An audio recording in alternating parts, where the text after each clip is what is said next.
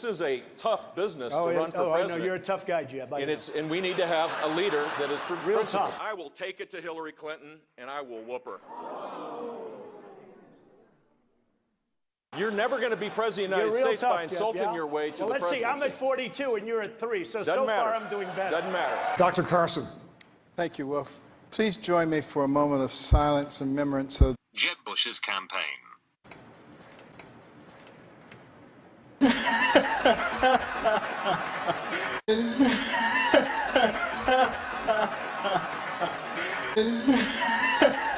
I love my dad.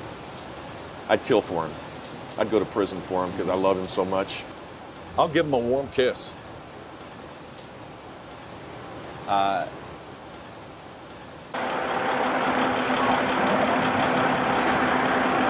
do you do, fellow kids? What? I was in Washington, Iowa, about 3 months ago, talking about how bad Washington, D.C. is. It was to get the kind of the...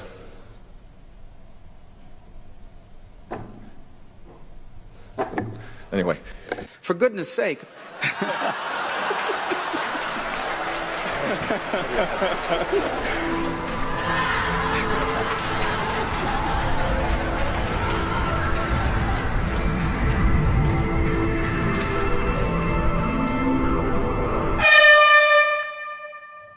A cup server. Okay, and welcome to the Metocast for the Saturday the 26th, second episode. You know, it's going to be a real pity when Jeb stops running, when he finally has spent through that $130 million and listens to the advice of the people around him telling him to please stop, because we're not going to have anything to really make fun of. Jeb Bush has become the punching bag for this political season. And once he's gone, I don't know where people are going to find their humor from. It's going to be a little sad. It's going to be a little disappointing watching him blow up in spectacular fashion, because it's always one misstep after the other. He will forever be known as the Guac Man, and I don't think you can recover from that. I don't think that's something he's ever going to be able to get past nationally. So this might be his last presidential bid. We'll have to see. Hopefully he stays in it for at least, maybe another month, maybe until January, the end of January, maybe the end of February, to be nice, to give everybody a good a break, a little brevity, a little humor. Well, we're going to be starting off the show with the Pitch a Candidate segment. Today I have somebody coming on to pitch Rand Paul. So I'm going to bring him in. We'll do the segment like we did last time. Hopefully they're a little more prepared than the person we had on last time. I don't know. I haven't talked to this person before. I don't know how well the pitch is going to be. But that's the beauty of this segment. It lets the average person come on and pitch the candidate from their position, what they think is the most appealing about them, and see if they can sway us, see if they can make us want to take a stand with Rand. So if you give me one moment here, I'm gonna pull our guest in, and we'll start.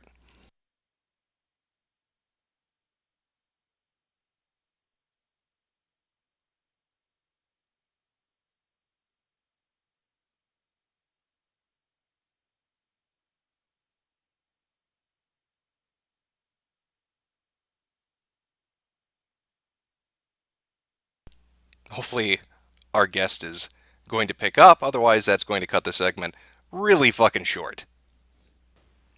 Oh, there we go. Are you there? Can you hear me? Yeah, can you hear me? I can hear you just fine. We're live, okay. Just so you know, so you don't say anything you don't mean to say. We're on the live stream. It's a bit delayed, so if you're listening to that, that's why. That's fine, okay. Before we get started, what should I address you as? What do you want me to call you? Should I call you by your handle, Tropic Flames? Do you have a name you want me to use? What would you prefer? I mean, you could call me Tropic, or you could call me by my name, Anton. That's kind of a weird name, so. You know what? Anton sounds fine. So, Anton, you're coming on to pitch Rand Paul to us? That's correct. Okay. Well, I'll give you the floor like I did Kyle last time. Let you do the opening statement and tell us what you think we need to know about Rand Paul as a politician and why we should be interested in him for the Republican nomination. Okay. Let's start off by saying, when I first messaged you, right, you told me you didn't want to vote. You said, I don't care about voting for either the turd sandwich or the giant douche. Is that correct? That would be correct, yes. But, it's not always like that. No matter how much you hate both candidates, there's always a third alternative. There's always somebody else below the belt that has amazing policy and views that you're just blinded to it because of media attention and whatever. Like Trump. Let's start off with Trump. All right, let's start off with Trump. Okay, sounds good.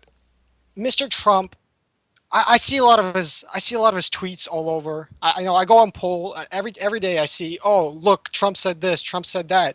But I've never seen anybody actually quote what his actual policies are. At most, I believe I've heard. Build wall, yeah, build wall 2016. Fuck the immigrants 2016. Make America great. Well, And, as far as his policies, yeah, it would be. I think most people are familiar. I think you're correct in that he wants to build a wall, that he's got an immigration stance, and I think some people have heard his tax ideas because he did put that out there. But aside from that, you're pretty much accurate. Not a lot of people know what his political positions are. About it. Yeah. Okay.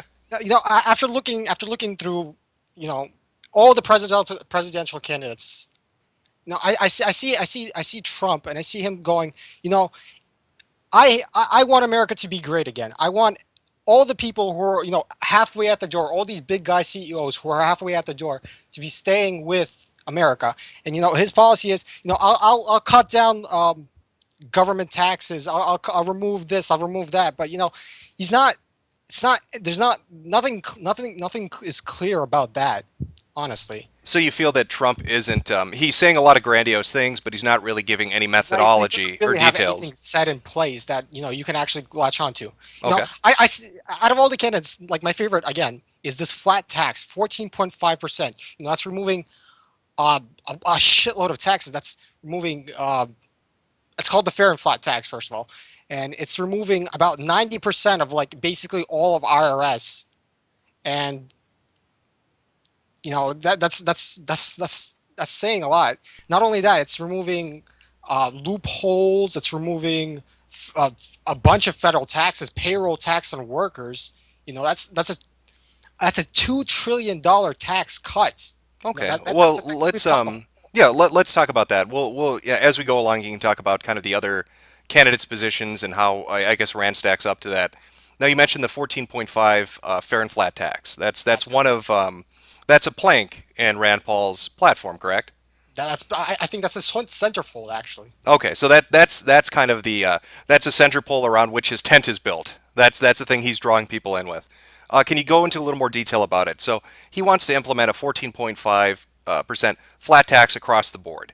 That's correct. What are the implications for that? How does that affect the tax system in place? How does that affect the revenue generated for the U.S. government? How does it impede? How does this relate to our national debt? Those kind of details. What has he said about that? All right, let's start off with saying that for the 14.5 for the income tax, right? That's going to remove a bunch of loopholes. Americans are going to pay less taxes, and a family who makes less than $50,000 a year will not be taxed. That means that dumbass NEET who doesn't work or anything will not get tax benefits just because he doesn't make any money. Wait, so it has to be a family. When you say they won't be taxed, and then you say tax benefits, so is it both? Anybody under $50,000 is paying no taxes whatsoever? If a family makes less than $50,000 a year, they will not be taxed for the 14.5%. What will they be taxed at? It's just going to be basic, like mortgages stuff. That's about it. So we're talking income tax is what you're referring to. Basically income tax. Okay. And so this is the one, I guess, to be fair, when we're talking the 14.5 flat tax, that's all it's in relation to is income tax. It's not any other kind of taxes. The IRS will still function as it does. No. Oh, okay. Of course not. The IRS is going to be basically removed. Okay, so he wants to remove the IRS. That's it, because I think about it like this. The simpler a federal revenue budget tax, whatever, can be made, like the more simpler it gets, the more easier it will be to implement it. Okay. The less loopholes it has, the more like you can't fuck around with something that doesn't have anything to it. If you can understand that a bit.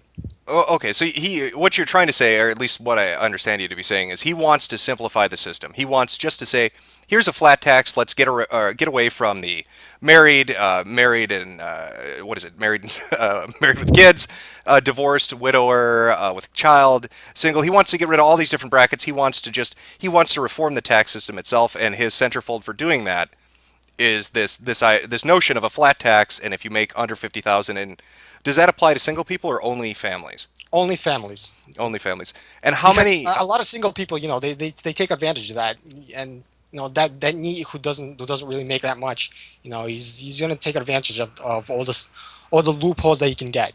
Okay. And how many families in the U.S. right now currently paying taxes are under that $50,000 threshold? What are we looking at as far as an impact for income taxes to the nation? Well, I'm not exactly sure how much families are include, how many families there are in the United States at the moment. Well, no. What I'm asking is, under the current tax system, what would the difference be? Let's say Rand Paul comes into office tomorrow and he implements his flat tax. What are we Right. looking at as far as a difference? How much less money is the U.S. government taking in compared to yesterday before Rand Paul because of this many families affected that are under that $50,000 threshold? All right, but it's first of all, they'll see their incomes go up, right? Oh, Taxpayers in the income groups between 20,000 and 75,000 are going to see their incomes go up by 14%. Those that have incomes above 500,000 would see their incomes go up by 20%, right? well, no, that's just kind of why I'm asking the basic questions. I'm just kind of curious, I guess, what the impact is going to be, because the U.S. government takes in this income tax to basically fund itself to do different programs to fund different things. So what are we looking at? How much do we have to make up in, I guess, other ways, or what programs would we have to cut because we're going to be this much less than what we have today? Okay, it's going to be about 2.9 trillion less over the course of the decade, according to the Tax Foundation. 2.9 trillion less, so 290 million, or I'm sorry, 290 billion per year, essentially. Right, but again, that's still a lot better compared to most other candidates. It's basically the alternative between getting. It's I've got. We're going to see our GDP go down. That's a fact. But people are going to start saving more. People are going to stop spending more because, again, they're going to see our numbers. They're going to say, "Oh shit, we're kind of going bad. Maybe I shouldn't buy that new whatever $100,000 car." But little by little, it's going to keep going up. That's going to be 1.4 million additional jobs over a decade. That's going to be about 10,000 jobs a month. Okay, and this number, this estimate, I guess, from Rand Paul, what is he basing that on? He's saying we're going to have this many more jobs. Is that based on just the notion that people will have more money to invest, or does he have some kind of a, I guess, a factor figure? With again, what's our current stance in terms of how much a corporation has to pay to stay in the United States, right? Okay, off the top of my head, I would not know that. 39%. Okay, and that's how much they're getting hit taxed, right? Yes. That's how much they're going to get. That's how much they're getting hit tax currently. Okay. That's way above. That means we're somewhere around the third highest, right? Of charging corporations for tax. You're talking internationally, so the U.S. was ranked third. Okay. Right. That's compared to something like Canada, right? That's about Canada has about a 15%. Okay. And 1% state tax. That's 16% in total. Okay. Now, when you're all talking, these companies jumping ship, like currently, here. Wait, Anton, let me just clear this up really quick. So we're talking about income tax. We're talking about the flat rate of 14% for families and for just taxpayers in general. 14.5%, not only for families, for corporations as well. Okay, that's what I wanted to clear up. So it's a 14% across the board. It's people and corporations. Corporations are counted as people, I believe. Oh, okay. I want to make sure, so, because people listening might think we're just referring to income tax for citizens, but we're actually talking about 14.5% for everything, for people, for corporations. Is there a limit? Has he stated you have to make this much money to be able to apply for it? You have to be this big of a corporation to be hit by it, or is it just fuck it? Everybody's going to get 14.5. Everybody's equal under the eyes of Rand. Under the eyes of Rand. Okay. And we see all these corporations here, like I linked you, Imgur, right there, of corporations who are moving to places where they can get these tax benefits. You know, Burger King. Burger King is an iconic American brand. When I was little, everybody knew Burger King. I used to eat a Burger King. I bet you ate a Burger King. Everybody in America has probably eaten a Burger King, right? Yep, I've definitely eaten a Burger King. I know what you mean. It's kind of it's the Coca-Cola to the Pepsi that is McDonald's. It's kind of out there. Everybody knows it. It's a fast food chain that people are familiar with. And Burger King, it's fed up. It's fed up, and it's moving to Canada. And Canada is 76 to a dollar, 76 cents to a dollar right now, right? That's terrible. But Burger King would rather take that 76 cents to a dollar than deal with America's corporate tax laws that are currently set in place. Now this screen cap that you'd sent me, and I'll try to get it up on screen if I can, but it says Burger King moves to Canada, could save it $275 million in taxes. It's from Reuters, and it's just $275 million in taxes. right, and it's from the 11th of this month. It's a bit older, but yeah. Oh, I'm sorry, the last plan is year. still set in place. The 11th of December last year. My bad. So they've already done this move then. They're basically halfway out the door. They have one foot in Canada, and they just have to finalize all the stuff. So what are they doing exactly? Are they moving their corporate headquarters? Are they reorganizing as a Canadian company rather than an American company? That's correct. Which is correct? Which one of the two? They're moving entirely to Canada. Entirely. So are the franchises? Of course, some franchises are still going to stay in America, but for how long? Like, would they rather take the hit here? Okay, and so they feel that the corporate tax savings are going to be enough to justify the move and shutting down shop in the U.S. and moving to Canada with a smaller population, so smaller potential customer pool. Well, I can't say smaller, but they believe it is. They believe that they can get a lot more in Canada, despite being 76 cents to a dollar. Okay. Than they could of paying a shitload of taxes that are currently set in place in America. And you said it was, I believe, 39% they were getting hit with in the U.S. What is the Canadian rate, or what does that break down to if they're saving the $275? I believe the Canadian is about 15% and 1% for the current region. That's state tax. So 16 generally. 16%. Okay, and so under Rand Paul's plan, we could see a Burger King coming back to the U.S. is basically what you're saying. Of course, with 14.5%. I wouldn't be surprised if every single company would move to America. And not every single company, but most. That puts us way, way better than about 3/4 of the world, if not more. Okay. And the 14.5% plan. All right, so we've got, and I believe you said it was $2.9 trillion would be the savings, so that'd be $2.9 trillion over a decade that we'd see less. Now, does that include the corporations too, that we're going to be seeing less revenue coming from, or does that just focused on the families? That's just like the worst case scenario. Okay, but I mean, does that address everybody, or is it just the families, or just citizens? It's going to be everybody. Everybody. Okay. So has he addressed? I mean, don't get me wrong. Less taxes. Who's going to argue against that? But when we're looking at the less, for starters. well, right. But I mean, when you're looking at $290 billion less per year. Okay, so what is his next step in that plan, or how does he address that shortfall? What kind of programs are we looking at? Like, okay, we're going to have to decrease funding here. We're going to have to, deficit spend more here. How is he going to make that up under what we're currently operating under? Do you know how many useless people we have currently set in place in government? Well, I mean, you talked about generating jobs, but if he's shutting down the IRS, how many people employed there are not going to be unemployed? Well, they're probably going to move to different sectors of government. Like, people at our IRS have they have the education needed to work with Rand Paul and working on this 14.5%. Yeah, but what I'm saying is, I mean, that wouldn't be. You can easily transfer to governmental sectors. So.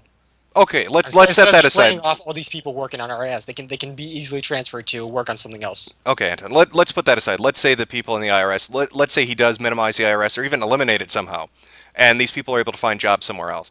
The only thing that's concerning to me, and again, this is my opinion here when I'm doing this segment is just simply I'm uninformed. I don't know about the candidate. I don't know about their policies, so I'm just going to ask you the questions that would come to mind. I would think an average person might ask. So, we're talking about saving money. That's great. We're talking about paying less taxes. Awesome. I don't want to pay a lot of taxes. We're going to bring more companies back to the U.S. How can that be a bad thing? We're going to, make it attractive to want to do business here. That sounds fantastic too. But I do know that the U.S. government spends an awful lot of money on multiple programs. Now, I mean, you can kind of give me an answer and say, well, there are a lot of useless people in government, but we're already saying the IRS people are going to go to other government sectors. So where would that shortfall be cut?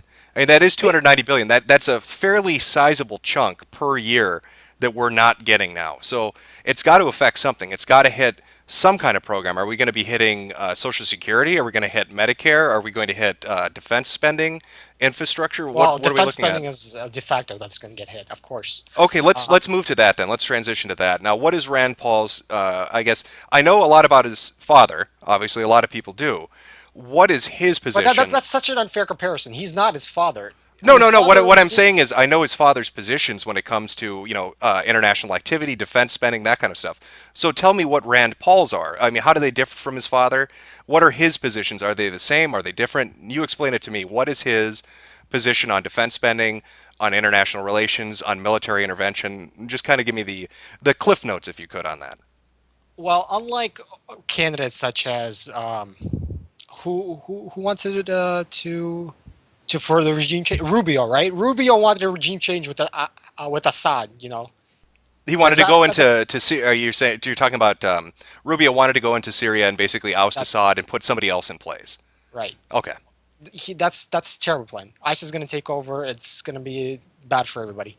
What Rand said is, I don't know how much you can believe in it because again, it's just a word of a politician. You can't exactly make that all happen in a day or two. But he wants to remove current American intervention in Syria.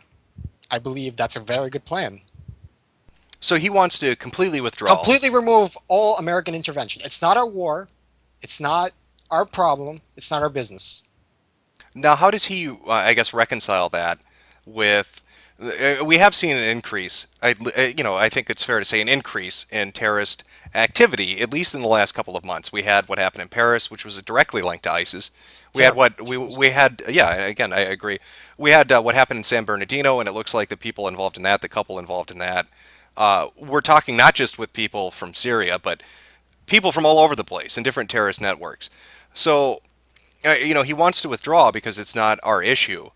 But in a way, it sort of is. I mean, if we have homegrown terrorist activity in the U.S., like we had in San Bernardino, so how does he address it, I guess, is what I'm saying. If he doesn't want to fight it over there, is he going to fight it over here? Does he have a Well, plan? if he removes all these kids who are fighting our war in Syria, that's going to be a lot more people inside American borders who can protect American borders. That's going to be an influx of police officers, an influx of military structure, influx of basically domestic, homegrown, fighters, basically. Well, okay, let me rephrase this, I guess. Okay, so we pull our military intervention away from the Middle East. We get out of these countries that we really don't have any business being in. At least that's Rand Paul's standpoint. And so we're dealing just with the U.S. Now, we've had these attacks that have happened, San Bernardino, and potentially we could have more. I don't know. Maybe there'll be another one. Maybe there won't. But there is a potential for it to happen. So, Of course, but the potential is the more we intervene, the more it's going to happen here. okay, but doesn't this get into the, I guess, the argument that the ideology of our opponent isn't based on they don't hate America because we're in Syria. They hate America because of Western values, because it's different from what they perceive as how the world should be run. Groups like ISIS want Sharia law. Groups like ISIS want an international, Like you're worldwide saying this, caliphate. If we remove all of these people from Syria, then nobody's going to be left to fight ISIS. When currently we have tons of Russian troops who are doing their best, to fight ISIS, to remove ISIS and keep Assad in power. But when you're looking at geopolitics, so doesn't this set up an issue? If you pull out completely militarily, let's say, and you're not in Syria, you don't fight them over there. So we're going to let the Russians do it, or we'll let the Chinese intervene, because I know the Chinese president had made statements regarding ISIS and kind of his viewpoint on it and wanting to get a little more hands-on. But you let these foreign countries essentially go into other nations and they remove a power. How do we then make sure, or how are we... how are we ensuring that we're not going to have more puppet states? I mean, you look at kind of the 80s with the Cold War, and even before then, it was geopolitics. It was a game of chess. One country would move into an area, there'd be a regime change, and they'd install their own little puppet. So if we're saying we're going to let the Russians do it, or we're going to let the Chinese do it, or we're going to let, maybe the French will do it. How do we ensure that they're not setting up a new power structure in the Middle East, in Europe, in Africa, where it's all run? Where Putin says, I'm going to clear up the problem in Syria, and now it's a Russian territory. And you know what? Maybe I'm going to go to Chad. Maybe I'm going to go to Nigeria. Maybe I'll go to Liberia. Maybe the Ukraine needs to be relooked at because, hey, ISIS is over there. America has pulled its military presence out. We're not there really to do anything anymore. We don't have any say. So do you see the potential risks for that? Okay, but what are we currently doing? Are we currently helping Syria? Like, are we currently, because we're supplying all these weapons to these fighters, are we currently helping them? Are we currently helping to stop the conflict? Like, Right now, no. I'd say that our foreign policy in regards to Syria is ass backwards. We talked just a second, and this is kind of a little bit off the beaten path, but we're talking about kind of what we're doing in Syria, and you'd mentioned Trump and kind of his positions on different things. He did bring up one interesting point on MSNBC, which was we have relationships with foreign powers which are directly funding or directly related to the terrorist groups which are currently plaguing the world. I mean, he brought up Saudi Arabia, and it looked like he might have even wanted to bring up Israel. So we have these different countries out there that seem to have.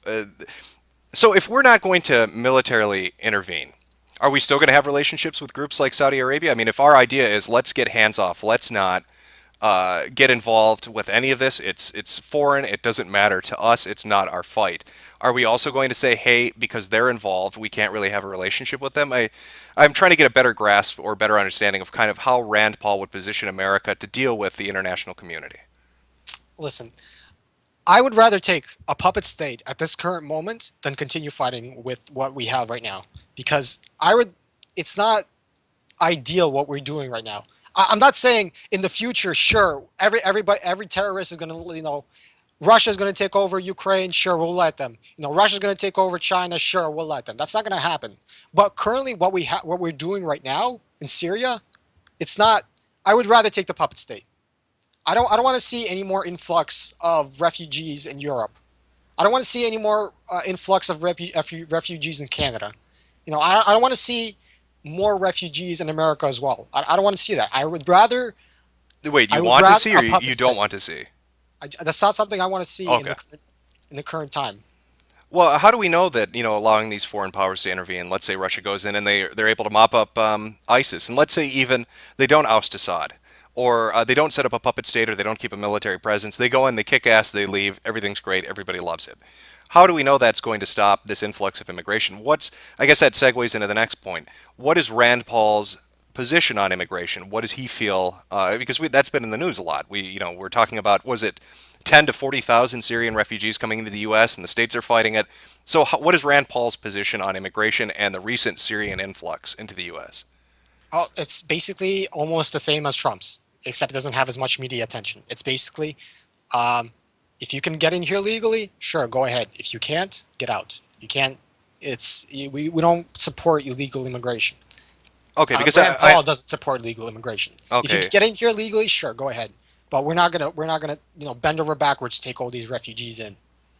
Well, it wasn't one of the issues that was raised on the campaign trail by a couple of different people in regards to, because I believe with San Bernardino, the terrorist wife was a foreigner that got in on a visa program. She did it legally. Don't. That's all. I'm glad you mentioned the visa program. Okay. I'm gonna show you a little link over here. Okay. If you can get that up, I want even the chat to watch this, because this is how much I believe that the government is, useless in what they're doing currently. I'm not in support of quotas as you call them. Okay. I'm having a little issue. OBS can be a bit finicky, but I can get the audio to play. So I'll let it's a 5 minute. The audio would also be good. Okay, it's a 5-minute clip. It's a GOP War Room. It's called Top DHS Screening Official Unable to Provide Stats on Refugees. I'll let that play and then we'll come back to it, okay? All right.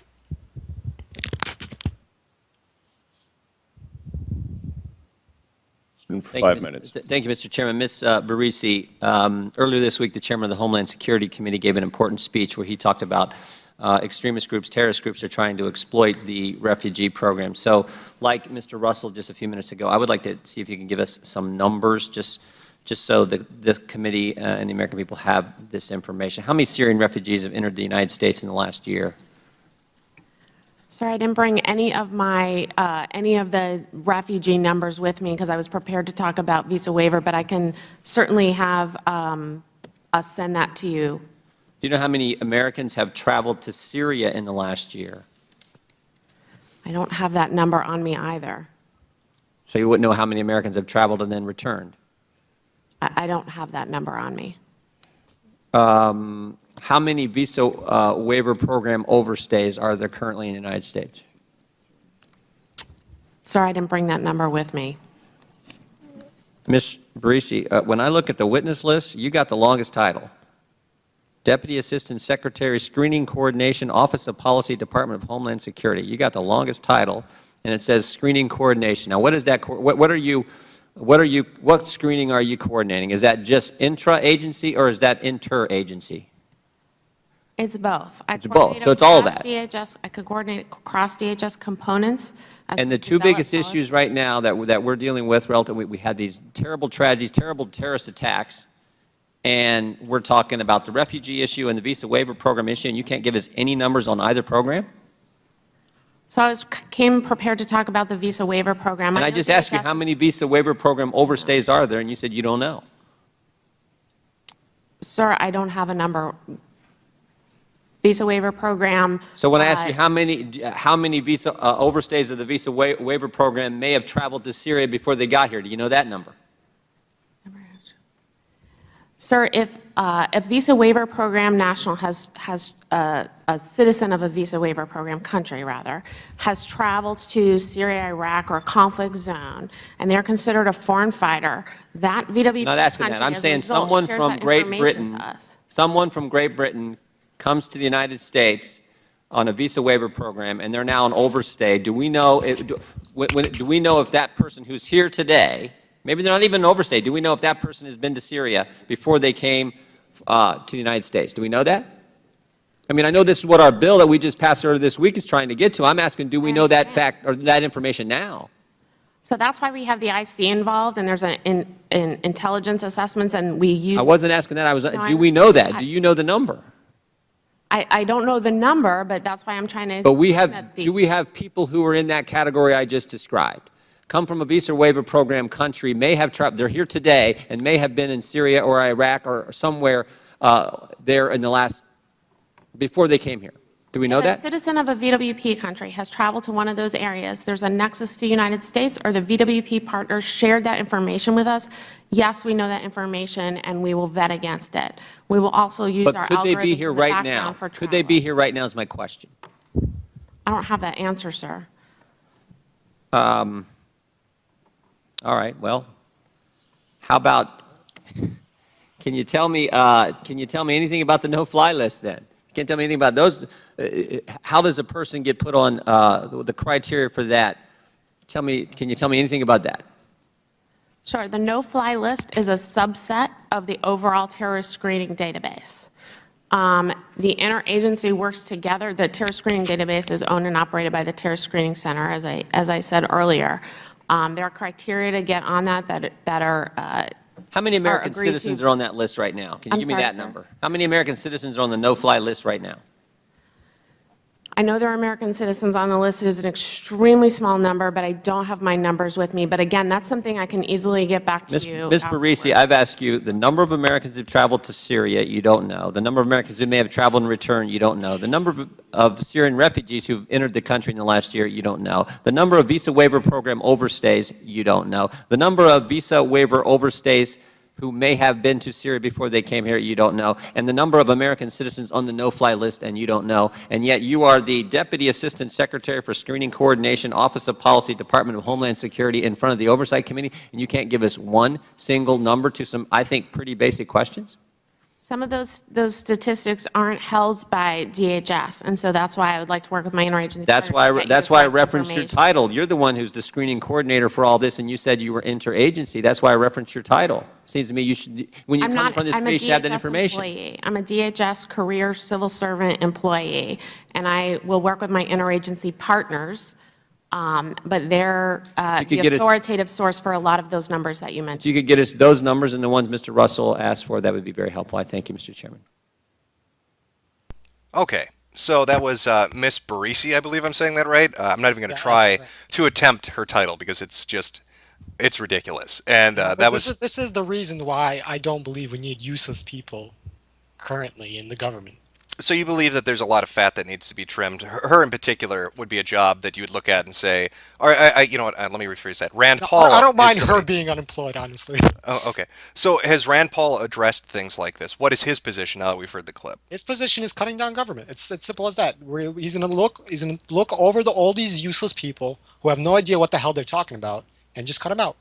Okay, so he wants to go in and we're talking about a massive undertaking. I mean, has he talked about how he'd do that? At what agency he would look at first? How he would streamline it? Anything like that? Those are one of the topics on which it's a bit flaky. There's not much information about that. He just says I'll do it, but you know. Okay. So it's sort of vague, but he's saying that he believes that government can be cut down. It's going to have to be if we're 290 billion less per year from tax income. Yeah, all right, go ahead. No, I'm saying it's going to have to be if we're 290 billion less per year in tax income. He's going to have to trim government somewhere because he has to make that money up. So when we're looking at the visa program, when we're looking at immigration, his stance is go through the legal routes. But again, we're talking about the visa program here. So would he reform the program itself? Would he say it's going to? Of course, with all these quota hires getting removed, who have no idea what they're talking about, of course it's going to get reformed. No, I'm not talking about. I'm not talking about the people in positions that oversee the visas. I'm talking about the visa program itself. Is he going to put new mechanisms in place that make it more difficult or a better vetting? He's going to hire someone who's going to hire someone competent who knows how to do that, and he'll actually do it. Oh, okay, but again, we're a bit scarce on details. He hasn't really outlined, I guess, how he'd attack. He doesn't really know exactly how he's going to do it. He just says he's going to do it. That's also one of the reasons why I like Trump. Trump also said he's going to remove the fat. He's going to remove all these useless people. He's going to talk to all these diplomats who got bought in, who have no idea what they're talking about. Mm-hmm. Okay, so we talked a little bit about his tax policy. We've touched a little bit on his immigration stance and military intervention. I think what some people might be worried about, and this is touching back on the military intervention of kind of a hands-off approach, is that it sets the United States up to be almost isolationist in its approach to international relations. We're not going to intervene in civil wars or conflicts in other countries, but doesn't that put us in a position that hurts a whole ton of different things: our security, our trade, our international relations. If we're not getting involved, what about our allies? What about our obligations to groups such as NATO? What is his stance on that? This is still a better alternative to say who's our front runner right now. Trump, right? Trump would be the front runner, yes. Right. Trump wants to build a wall, and he wants to remove Mexico, one of our biggest allies, basically. One of our biggest allies. You're talking about for trade or militarily, or how? For trade, for military, for a lot of stuff. I don't know if Mexico would be one of our biggest military allies, but South America is it's growing. Well, Mexico's you can't not. Say it's not. Brazil is becoming. Anton, wait. Mexico isn't South America. Mexico's in North America. South America is a completely separate issue. I'm saying that Mexico holds a lot of sway in South America. Okay, so you're saying that our South relationship American with them has an influence on Central and South American relationships as well. It's a domino effect. So having a good relationship or relationship with Mexico in general will help us in dealing with other Central and South American countries. Right. Is that fair? Okay. I got a little off track here. Okay, so Trump wants to build. Now Trump wants to build this wall. He's going to make Mexico pay for it, right? People say, "Oh, you know what? Fuck Mexico. Who cares about Mexico? Mexico's nothing, right?" That's basically what I see in a lot of chat, what I see in forums, what I see on poll. People really underestimate what Mexico actually brings to the table. Well, yeah, I'm reading chat right now, and they're saying remove taco when we're talking about Remove taco. when we're talking about Mexico. But and he's gonna force Mexico, who he's not really doesn't really have the excess income to spend on something like this, to build a wall using their money and remove this influx of illegal workers that we have here. That's basically his plan, right? His plan is to build a wall to tighten up immigration and to make them go back. They have to go back. Make That it- is make his it go that is back. his policy. Yes. Now, let's see what do you think would happen if we take 20 million immigrants, illegal immigrants. I'm sorry. I thought it was 8 million. What is the exact number? Do we have a number on that? What does Rand I Paul don't address it really- as? What is? Is it 8 million? I don't know. I've heard between 8 and 12 million. It seems to fluctuate every week, so it's hard for me to get a solid number on exactly how many illegal immigrants we have in the U.S. Also, Chad says I'm Spanish now. I'm actually Russian. That's Oh, okay. Well, wait. Before we get into that, I feel like we're getting a bit off topic. So, Trump wants to build the wall. You're saying that's isolationist in itself. That hurts our relationship with Mexico. Rand right. Paul, though, I really want to say what can happen if this can happen, right? What are the consequences of this? of building I really- a I really wall wanna with say- Mexico. Building a wall with Mexico and removing 10 million illegal immigrants from America currently, and sending them back. Fuck them. So, do you think it's good? Okay? So, are you trying to get at the fact that you think this is going to hurt our North American Free Trade Agreement? Of course, it's gonna hurt. That's not even that. See, let's say that all 10 million of these illegal immigrants work at these really low paying jobs, right? Okay. And we take them, we start sending them back. Okay. Is it possible to take all these like really weak jobs, people, all these restaurant workers, and do you think we can really refill that deficit of 10 million, underpaid, off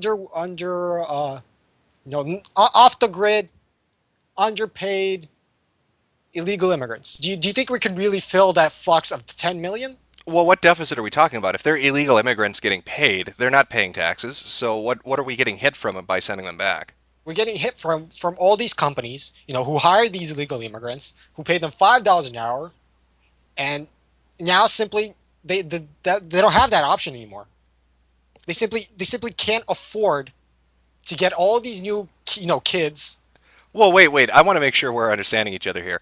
Are you making an argument saying that illegal immigration is good because we need it for business in the United States?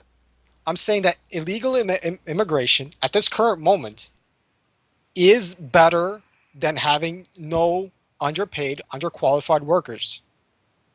Because listen, say we take 10 million of these workers out, right? Okay. How many people can actually fill those quotas? How many people are lining up waiting for a janitor job? A job picking up puke, a job, trimming hedges. Do you think some 18-year-old kid wakes up in the morning and goes, "Hey, this is the day. Now that all these illegal immigrants are gone, I really want to fill that, dream job of being a janitor." Well, okay. Let me take this approach to it then. Don't you think that illegal immigration is fucking with market forces? If you're talking about who wants a job as a janitor, who wants to mop up shit, well, nobody's going to want to do it at $3 an hour. But they're able to pay $3 an hour because they have a pool of unskilled immigrant workers, illegal immigrant workers. Now, if a company wants to make that job attractive, they'd have to pay a fair wage. I mean, wouldn't you rather have American citizens employed, getting a fair wage to do this? Think of the corporation's idea. Why would he want to pay $8 an hour? Before he was getting a huge profit. Yeah, but what is he going to be able to do otherwise? We just got rid of the illegal immigrants. So what is Leave he? America. So wait, you think if we get rid of illegal immigrants, we're going to see corporations fleeing America because they can't pay? On such a big influx, especially with Trump's tax policy on the way he wants to do it, I believe so that these companies who are halfway at the door already, they're going to say, you know what, fuck it, I'm going to leave.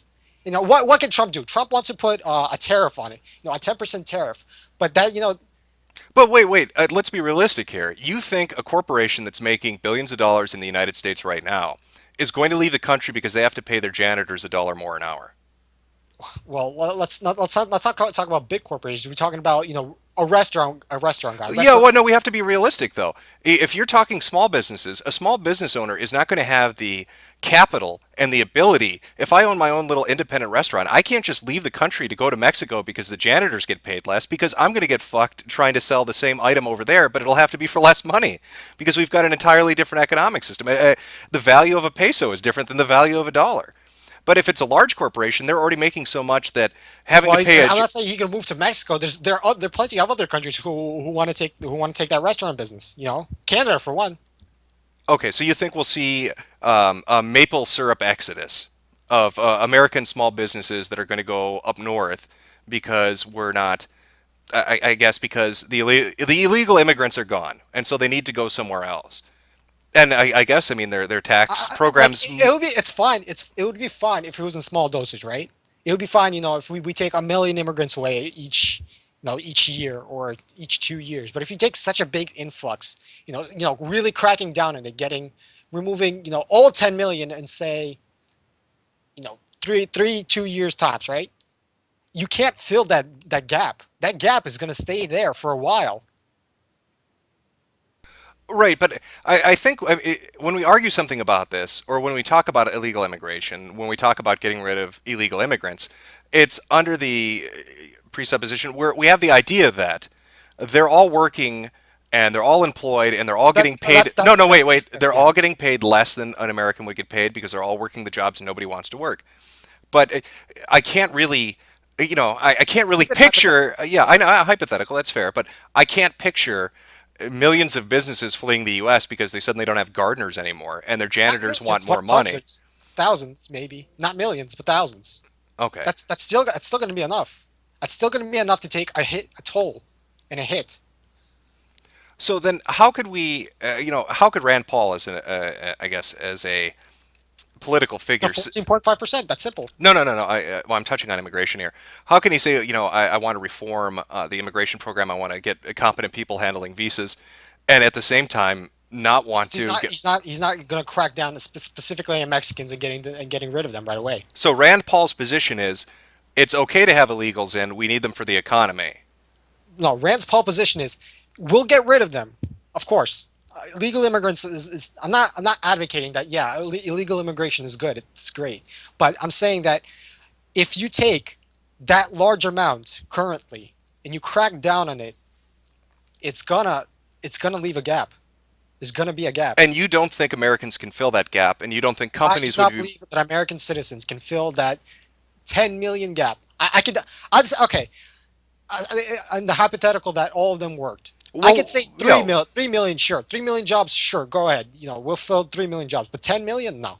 But yeah, what sectors are they working in, though? I mean, if you've got 100,000 maids and servants, that's not a company that's being affected. If you've got lawn care, that's not a company that's being affected. If you have something like construction, you can fill that gap. You can get workers to replace that. If you've got something like a janitor or a fast food worker, you can fill, like, say one construction company has 100 illegal immigrants working for them, right? Okay. You're saying that in like a week's time they can get 100 of those people back? Well, here's my counter to 100 legal workers back? Here's my counter to that. Fill that gap of those illegals? Here's my counter to that. If you have a construction company that's filled with, let's say, 100, or their whole damn workforce is illegal immigrants, we're getting screwed from them because nobody's paying taxes. They're paying them under the table. They're not going to go and report that. You don't have 100 people paying income tax. So we're getting doubly screwed. Not only are they taking Americans' jobs and giving them to illegal foreigners, they're also not paying taxes on the money earned and the money paid to them. So why would I care? Why would I care? The main construction guy.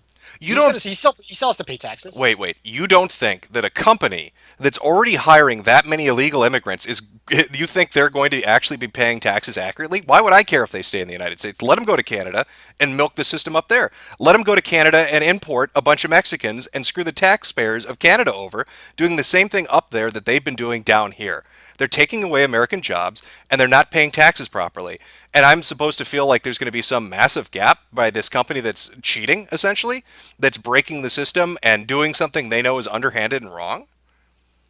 Yeah, you're going to feel that gap. No matter how much you put it, no matter how much what you believe is right or wrong, there's still going to be a gap. There's still going to be people who say, I don't want to pay that fucking kid $8 an hour. Fuck him. So they say they'll pay $7, and they get the kid that wants $7 instead of the kid that gets 8. But you can't pay less than $7. The minimum wage is $7.25. Well, I know the minimum You wage. think the kid is going to go? Yeah, no, okay, that's fine. Pay me less than what? Pay me less than minimum wage. He's not going to say that. He's going to say. But the company's I want my minimum already. wage. The company's I want my already. workers' rights. I want my Social Security benefits. Anton, the company's already doing shit like this. So you don't think they'd continue to do it? Well, how many high school kids do you know that go to court and engage in civil or criminal litigation against a construction company because their boss wants to pay them 25 cents less? Currently in 2015, where you can sue anybody for anything. It is the current year, yes. It is. Current year, yeah. It is 2015. Thank you, John Oliver. Yes. That's not a great thing that I said. I'm going to get screwed for that. All right. 5 more days. 5 more days. Okay. I get what your argument is. Okay, and fair enough. I disagree with you, but I get what you're saying. But back to the main point that we were talking about, as far as American isolationism and how that is going to affect international relations, our security, and our trade. Now, your counter to that is, well, Trump wants to do this, fine. But Rand Paul, he wants only legal avenues for immigration. That's great. He wants to reform the visa program. Awesome. He wants to get competent people in there. Great. And he wants a more handoff approach with Syria and other countries. But don't you think that puts America itself in a weak position? We're not. There's no presence of power as far as America goes anymore. The other countries. We're not in a position to be strong. No, what's the debt right now? What's the amount of debt right now we're having? Oh, That's God. 18 trillion. Yeah, it's so far beyond 18 reasonable. trillion. We're not really in the position of power. We're not a force that we were in, let's say 2005 in the 2000s. We're not that anymore. We're seeing a bunch of these companies getting much more much more out of other countries than they can out of America. Okay. Let's take for example. Don't you think though? And again, this is related to immigration, but don't you think that presents a security risk? San Bernardino, they did come in legally through the visa program, but we're talking about illegal immigration from Mexico or coming up through Mexico, and he doesn't really have as staunch an opinion as say a Trump would on that. How do we know we're not going to get terrorists fleeing through there? If America says, hey, we need the immigrants to fill in, or illegal immigrants, we need these illegal immigrants to fill in job quotas because companies don't want to pay people properly, and we're going to kind of turn a blind eye to that. How do we know that's not inviting? I'm not saying again. You're kind of twisting that stuff. He's gonna remove illegal immigrants like little by little. It's gonna get removed. They're gonna process them. We're gonna change them to legal immigrants, and they'll get paid a bit more. But when you build a wall and you remove all this amount, it's gonna hit. There's gonna be a hit. You're gonna take a massive deficit, and Well, no, wait. To be fair, and I understand that you're saying there are different time frames to deal with, but if Rand Paul is saying we're going to do it gradually and we're going to legalize gradually, well, Trump isn't going to magically come into office, snap his fingers, and a giant wall for miles and miles between America and Mexico is going to be in place, nor is he going to snap his fingers and all these illegal immigrants are going to disappear. It will take years, if not 2 terms as president, not only to get rid of all the illegal immigrants, but also to build that wall. So how is the time frame really different than Rand's? Well, because Rand isn't gonna be cracking down specifically on those illegal immigrants. No, Rand is basically just gonna be, we're gonna look through them. We're gonna see who currently lives, reside. That's gonna be like 100 illegal immigrants a week, as opposed to 15,000, 20,000, 30,000 a week. Okay, so smaller government, smaller ability Smaller to manage government, smaller removal. And I think this also touches on Rand Paul's positions, and I want to kind of try to segue into this in regards to things like CISA. I know that he voted against the omnibus bill, didn't he? Yes, he did. Okay. So what is his position? You know more about him than I would. Again, it's pitch your candidate. What is his position on things like the NSA prison program, on CISA? It's unconstitutional. That's simply as that. He's a man who stands by the Constitution, which is what we currently need right now, as opposed to Trump, who all right, this is the hero that people have been yelling about all this time. He's a guy. People say he's this right-wing guy, but that's not true at all. He voted for Obama in 2008. He supports and funds Hillary. He supported Obama's stimulus package, supported bailouts, socialistic tax policies, advocated a healthcare system, that's similar to Canada's. He supports the NSA, and he wants to, he wants to ban on assault weapons. You can yell, "Oh, but my immigration," but that's not true. He also supported the Dreamers and Dream Act. A person can't simply change all those stances that quick.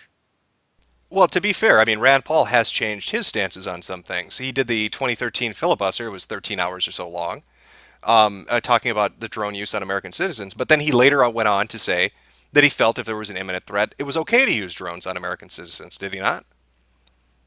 Well, I'm not exactly sure about that, but I thought that was one of the more major things that he kind of changed position on. but that's because he's falling low in the polls. You're gonna start saying a lot of crazy things when your back is put against the wall.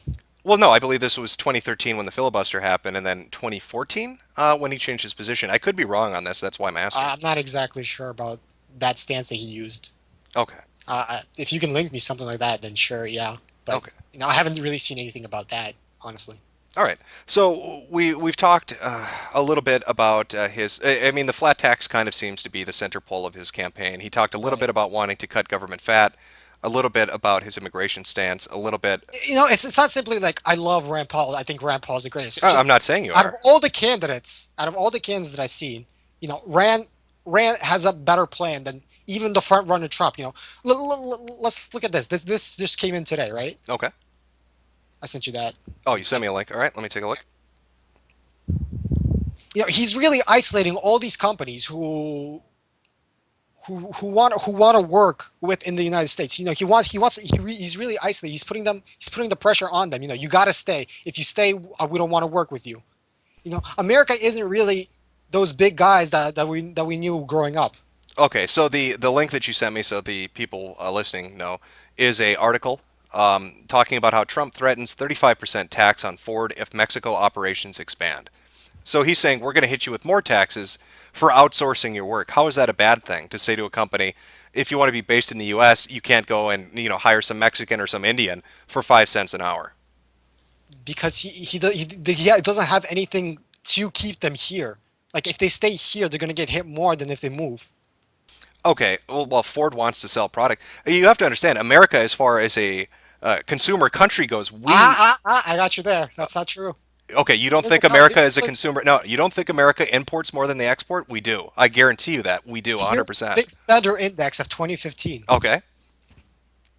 Where do you see America on there? America isn't buying as much as they were in previous years. China has passed America since 2013. Okay. Of buying the most luxury products. Here is Apple's current seller rate.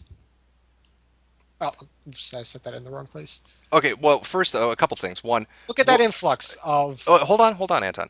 Right. Okay, the first link that you sent me, it lists countries, UK, China, Qatar, Canada, India, Saudi Arabia, Switzerland, Mexico, Hong Kong, and then Kuwait as the top 10 ranked. What is this from? What site is this from? Where am I getting this information from? So I know what I'm looking at. Second, I think I have the link somewhere. Is this like a government source? Is this an international thing? Source. The 10 highest scoring countries according to the Big Spenders Index, based on scores in the following categories. This is the who they believe to be the current front runners. Who will be the people who are gonna currently lead in luxury spending. In luxury spending. Is it just luxury spending? Luxury spending. Okay. All right. So does that discount the fact that America imports more than they export? If you want it. Okay. Oh, let me take a look at this. Oh, sorry. No, it's okay. Oh, and this is the Apple. There it is. Sorry. This is it. Business Insider. Okay. Let me just take a look at it. Because, again, this is my first time looking at it. These are countries most likely to see increased spending on luxury goods based on a number of factors. All right. So this is from Knight Frank's Annual Wealth Report. The breakdown in which countries are most likely to spend or see increased spending on luxury goods. Right. Do you see America on there? Because I simply don't. No, wait. Is this chart breaking down who's seeing an increase in spending or who spends the most? who spend the most and who to see an increased spending on luxury goods. Who are going to be the front runners in the year 2016? Okay, Chinese consumers are already the top buyer of luxury goods around the world. So you're saying that we don't have They this. have been for many years. Two more. Anton, wait, let me ask. So what you're saying is America isn't in a position as a consumer country anymore that we can dictate to companies that they can't go overseas. I believe that. That's So truly- so we have to give them, but isn't that setting up a we have to corporatist? give, we have to give much more lenient factors so that countries can stay. But isn't that setting up a corporate? countries, companies can say, Anton, sorry. isn't that setting up a corporatist nation? If the notion is America is so weak that we're going to retract from dealing with other countries around the world, that we're not going to dictate to American countries the rates at which they hire people, who they employ, because we're going to allow illegal immigration and under the table paying. We're not going to try to hit American companies for outsourcing work. So what exactly? How are we going to? How are we going to enforce anything then? Really, I mean, it sounds like we're almost giving up. 14.5%. We keep coming back to that number. 14.5%. That's the number. Anton, wait. If we're doing that just to appease these companies, what if they say, I want 13%, I want 12%, I want 2%, otherwise I'm going to Mexico? What are you going to do about it? Mexico can't beat 14.5%. They simply can't. No, what I'm saying is, if the companies have that much weight already, and we're going to give them these decreased tax rates because we're so weak, and we don't spend as much as a China or anybody else, how are we not setting ourselves up for allowing corporations to dictate to politicians and set policy going forward? Why would they leave when we have 14.5%? We're basically around the best spot. Oh yeah, okay. Let's say they stay headquarters in the United States, but let's say they have their employees working in Mexico or India. Is India going to give them better tax breaks than we do with 14.5%? What taxes are they going to pay when they pay their employees 5 cents an hour? They still have to pay export tax, import tax. It's still a high risk. Mm-hmm. Do you have the numbers on that, or does it, I'm trying for specific countries? No, I'm not sure. I don't have those numbers, but I'm just saying that 14.5% is the number that's needed to compete internationally. Okay, I'm looking at chat to see if anybody's got the number. All right.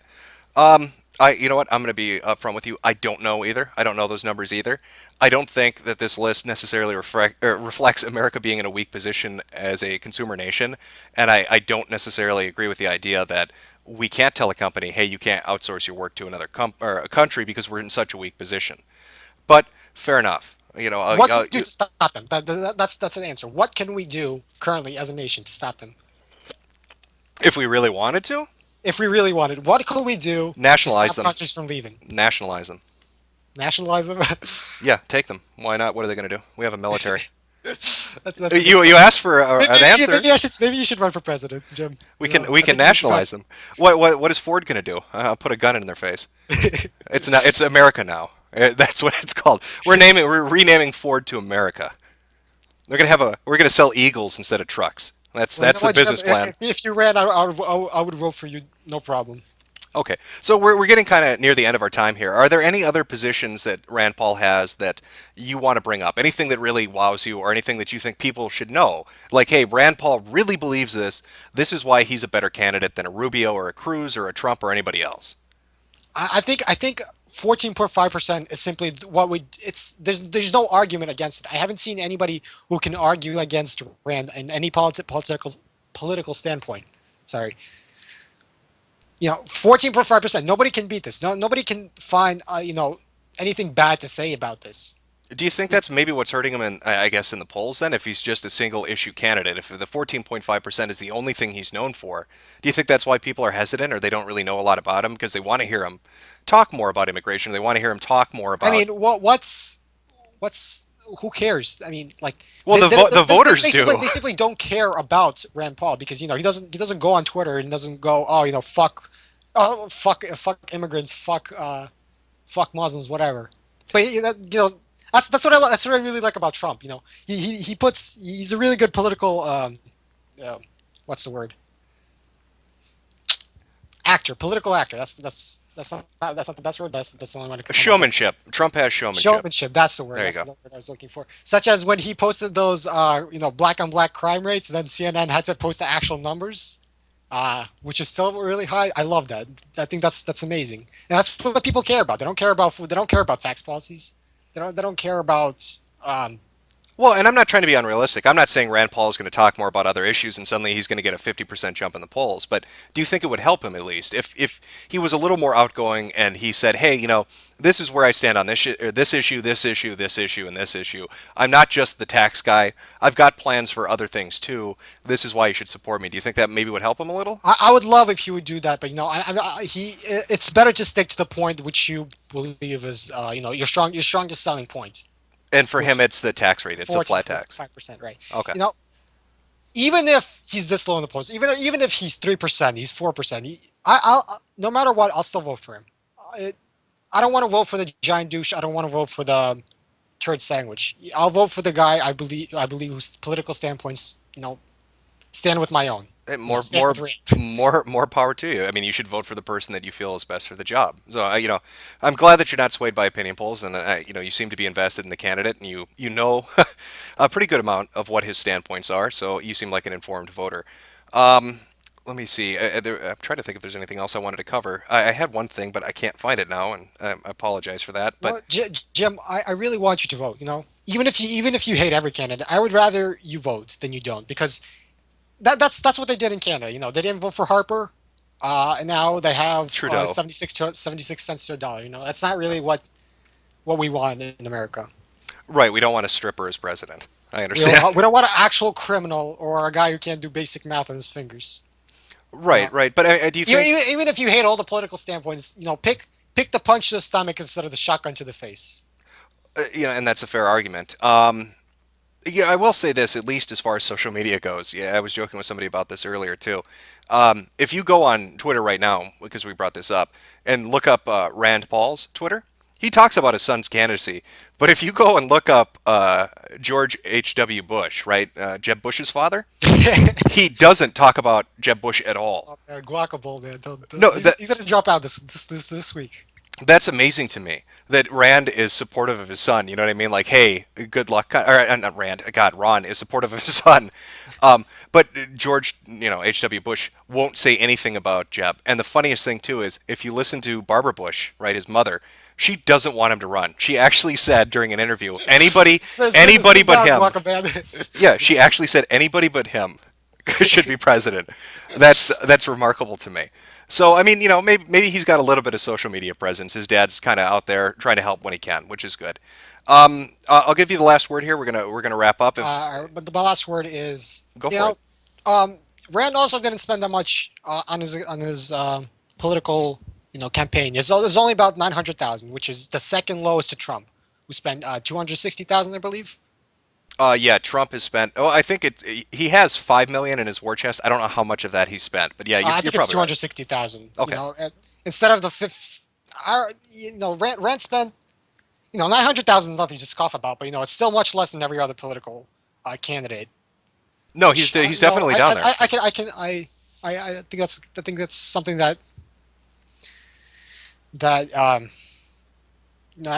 to admire, honestly. Okay. For such a little man to stand so tall. Well, stand with Rand. Stand with Rand. Or at least put him up on your shoulders so you can see over the counter.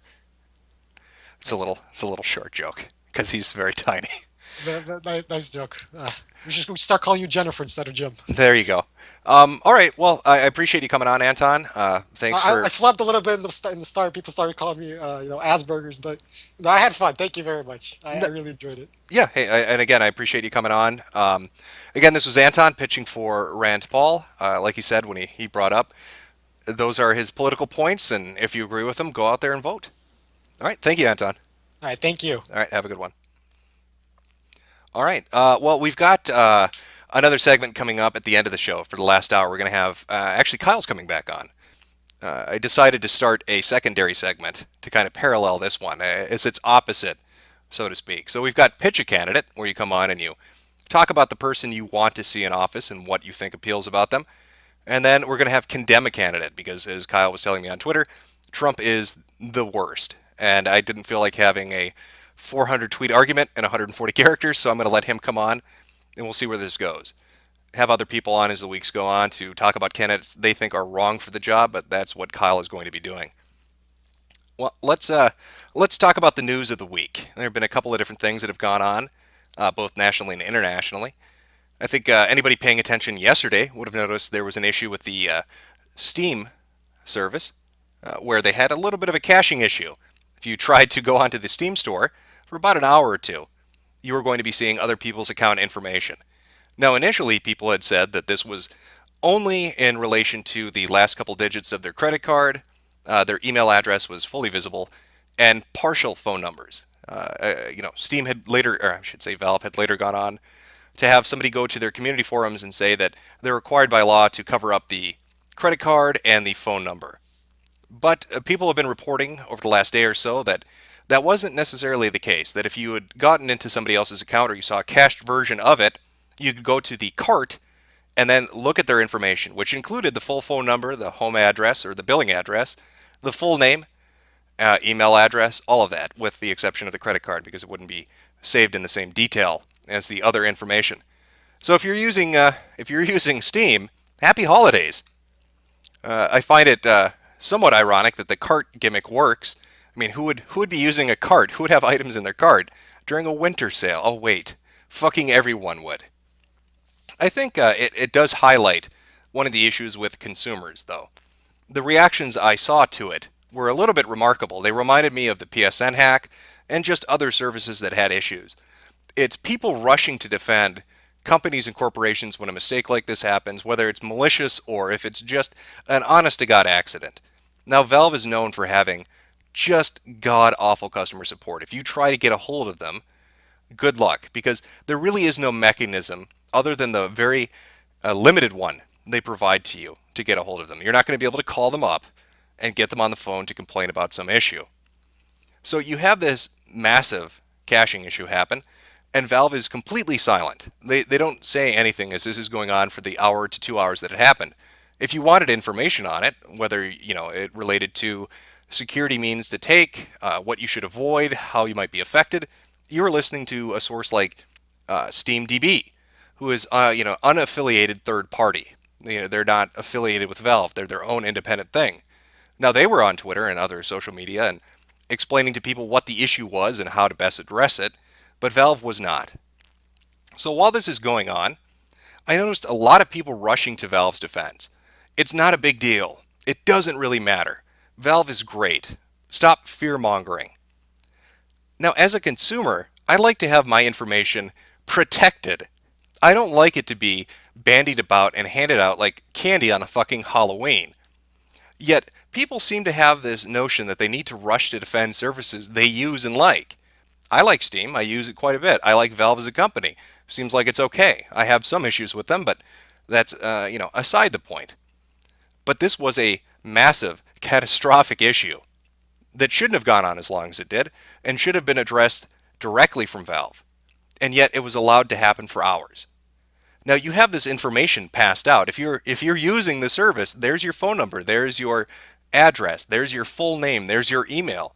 And people are trying to pretend that you can't do damage with that sort of information. That you can't take the last few digits of a credit card with all that associated information and do things to people, but you can. So it's remarkable to me to see people come out and defend this.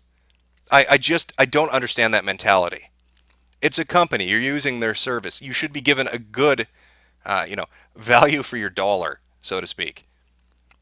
Yet, remarkably, again, people seem to need to rush to defend it. It just, it blows my mind, I'll be honest. I don't understand it.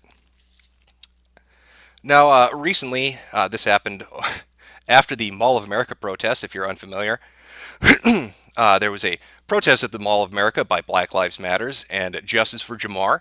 If you've not been paying attention to Minnesota lately, there was a incident involving a criminal, and he was a criminal. He had a criminal record, named Jamar Clark, who was shot outside nearby the 4th Precinct in Minneapolis, Minnesota.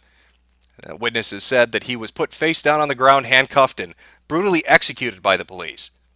Now, this led to weeks of protest outside the 4th Precinct where they blocked off roads, broke beer bottles in the street, blocked off the highway, put up graffiti on the police station, and generally caused a ruckus and a nuisance. Fast forward to this holiday time of year, and they decided that they're going to go to the Mall of America. And it's related to Justice for Jamar and Black Lives Matters because they want a tape release that shows the incident happening. Apparently there was a dash cam video, and they want to see it. So that was one of the demands. Well, a Minneapolis City Councilwoman by the name of Alondra Cano attends this. Now, if you look at her social media accounts, be it Facebook or Twitter or any of the other various services she uses, you'll see that she is deeply involved in it. She's talked about it for months and months and months. Talked about Black Lives Matters, talked about Justice for Jamar. Not just her, but her kids too. Her kids will attend these rallies. Her kids will go with her when she goes to these things. Now, she was at the Mall of America shutdown, and she was there with all the other protesters. Well, constituents found out about this because it was covered in the mainstream media a little bit, or I should say the Minnesota media, and she talked about it again on social media. They found out about this, didn't like it, felt it was wrong that she should be attending, or they disagreed with the points that the protest groups were bringing up, and so they wrote her, they emailed her through her official email. Now, she took the information, and instead of responding to it like a politician would, directly emailing them back, or even just simply ignoring it, she took their information and posted it publicly on Twitter in hashtags used by these activists. And she put up their phone numbers, their full names, their addresses, their emails. Now, when people saw this happen, of course, they were a little annoyed. They found that to be improper on her part. Now, she says that her claim, I should say, is this is proper protocol. They can release information. Government officials have to release correspondence, and there's a Minnesota statute related to that. However, she chose the means by which she did so. And when she decided to release these people's private information, she did it in the hashtags used by the activist groups that she personally supports. Then when she was questioned on it by people who were saying, why are you releasing the information of your constituents in such a way? She claimed that they were racist. She claimed not only that the people who were condemning her actions were racist, but the people who had initially emailed her were racist. She then went on to claim that it was misogynistic. It wasn't just that she was a woman of color, it was that she was a woman as well. Well, you can imagine this caused a bit of a shitstorm in Minnesota, namely in Minneapolis. The people affected have contacted the press. I've heard rumors that there's a lawsuit that might go through. She has since deleted the tweets. Now, she is a DFL endorsed candidate in Minnesota. DFL is the Democratic Farmer Labor Party. And she seems to reflect the policies of the people she associates with. They've had some interesting things happen over the course of the last few months. There was a politician who was a DFL candidate who tweeted out discussing ISIS. And the interesting thing about that is she's associated with Justice for Jamar. When Jamar Clark's brother went on camera during one of the protest marches outside the 4th Precinct and talked about how he supported ISIS. How they were just doing their thing, which is remarkably similar to what the political candidate who was running for the DFL for state rep had said. ISIS isn't necessarily evil. They're just doing what they think is necessary for their community. They're community oriented. I don't know if you're aware of that. ISIS, they really like to give back. Give back bombings and beatings and beheadings. They're really engaged with the people who live around them. How fucking wonderful is that? So I don't know exactly how her position would be affected by this. I don't know what legal means or political means people could take to garner some kind of response or get some kind of action taken against her. She is a city council woman. I don't know if they can get her ousted from office. But there seems to be an implicit threat in her actions. If you watch what happened over the course of Justice for Jamar, you will find out that during those streams, because they streamed a lot of their protests, violence occurred. People made threats, people roughed up outsiders, and outsiders as in being anybody who wandered into their vicinity was physically confronted by these individuals. You had people associated with the group, like I said, Jamar Clark's brother, making statements about ISIS. You had others that were, committing acts of vandalism, that were throwing bottles and bricks and other things at police officers and into the highway to disrupt traffic. And here she is taking your personal information, where you live, what your phone number is, and putting it into the hashtag used by those violent people, and saying, not only do you disagree with her, but you're a racist. What better way to get a reaction from these activists than calling you a racist and then posting your home address and your phone number and your name and your email? It seems almost like a threat. Like she's saying, if you dare to disagree with me, if you dare to raise a fuss, I will use my political office to get a bunch of thugs, because that's what these fucking people are, get a bunch of thugs to come and harass you. Maybe they'll do it in real life. Maybe you can't stop that. So it is remarkable to me that she would do this. Of course, like I said, she went on to delete those tweets. She got rid of them. She got cold feet, as it were. So I'm guessing somebody from the DFL or the city council told her how ridiculous her actions were and what she was inviting upon herself. If you look in the local media, you'll see about 10 different outlets are covering this right now. And of course, because it's the holiday weekend, who knows how it'll play out when Monday comes around. But hopefully there's some kind of a punishment. Hopefully there is some kind of an apology for the action she's taken. Absolutely irresponsible. Now, one of the other funny things related to this is she said that she was fulfilling her official capacity as a city councilwoman by using her Twitter account to release this information. Yet, if you were to criticize her, she would block you from having access to it. So how it is she can use a official Twitter account, that's what she said, and release publicly needed information, but then deny the public access to it is beyond me. It almost seems like she got a little too in over her head, that she massively fucked this up, and that there's probably going to be real repercussions for her. But if you're one of the people affected, I would definitely contact the local media, and I would definitely talk to a lawyer. If you get some strange phone calls, if people start showing up at your house, that's time that that's when you need to get involved. Now, this also speaks to another issue, which is there are a lot of DFL politicians, it seems, that are involved with Black Lives Matters, that are involved with Justice for Jamar. It's not just a city councilwoman. The state rep, Keith Ellison, is involved in it. He's been involved for over a year. His son goes to these protests as well. Dayton is the governor of Minnesota, has been very sympathetic to these groups. So how am I, as a citizen of the state, ensured that my politicians are actually doing the job they need to be doing? It seems like we have a lot of biased people in political power that agree with these protesters and are willing to not only put citizens in jeopardy, but abuse their office to do so. Keith Ellison has been writing the Black Lives Matters thing for a year now. There's a picture of his son sitting outside the police station on a chair with his hands out waiting for the police to gas him. If you watch the live stream, by the way, it's a very different situation than the one that's presented in that singular picture.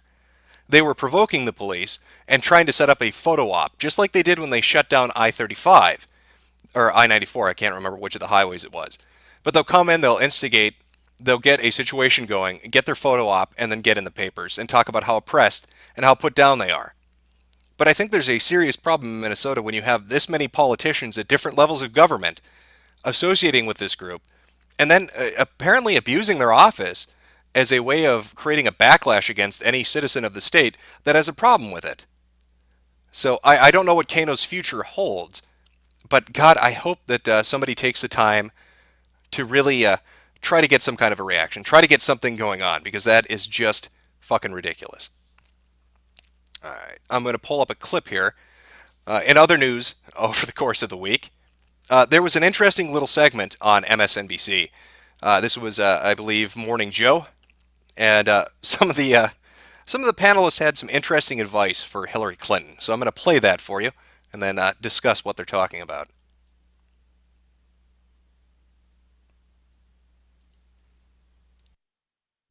It's a couple days before Christmas, so I'm going to be a bit subtle with my words.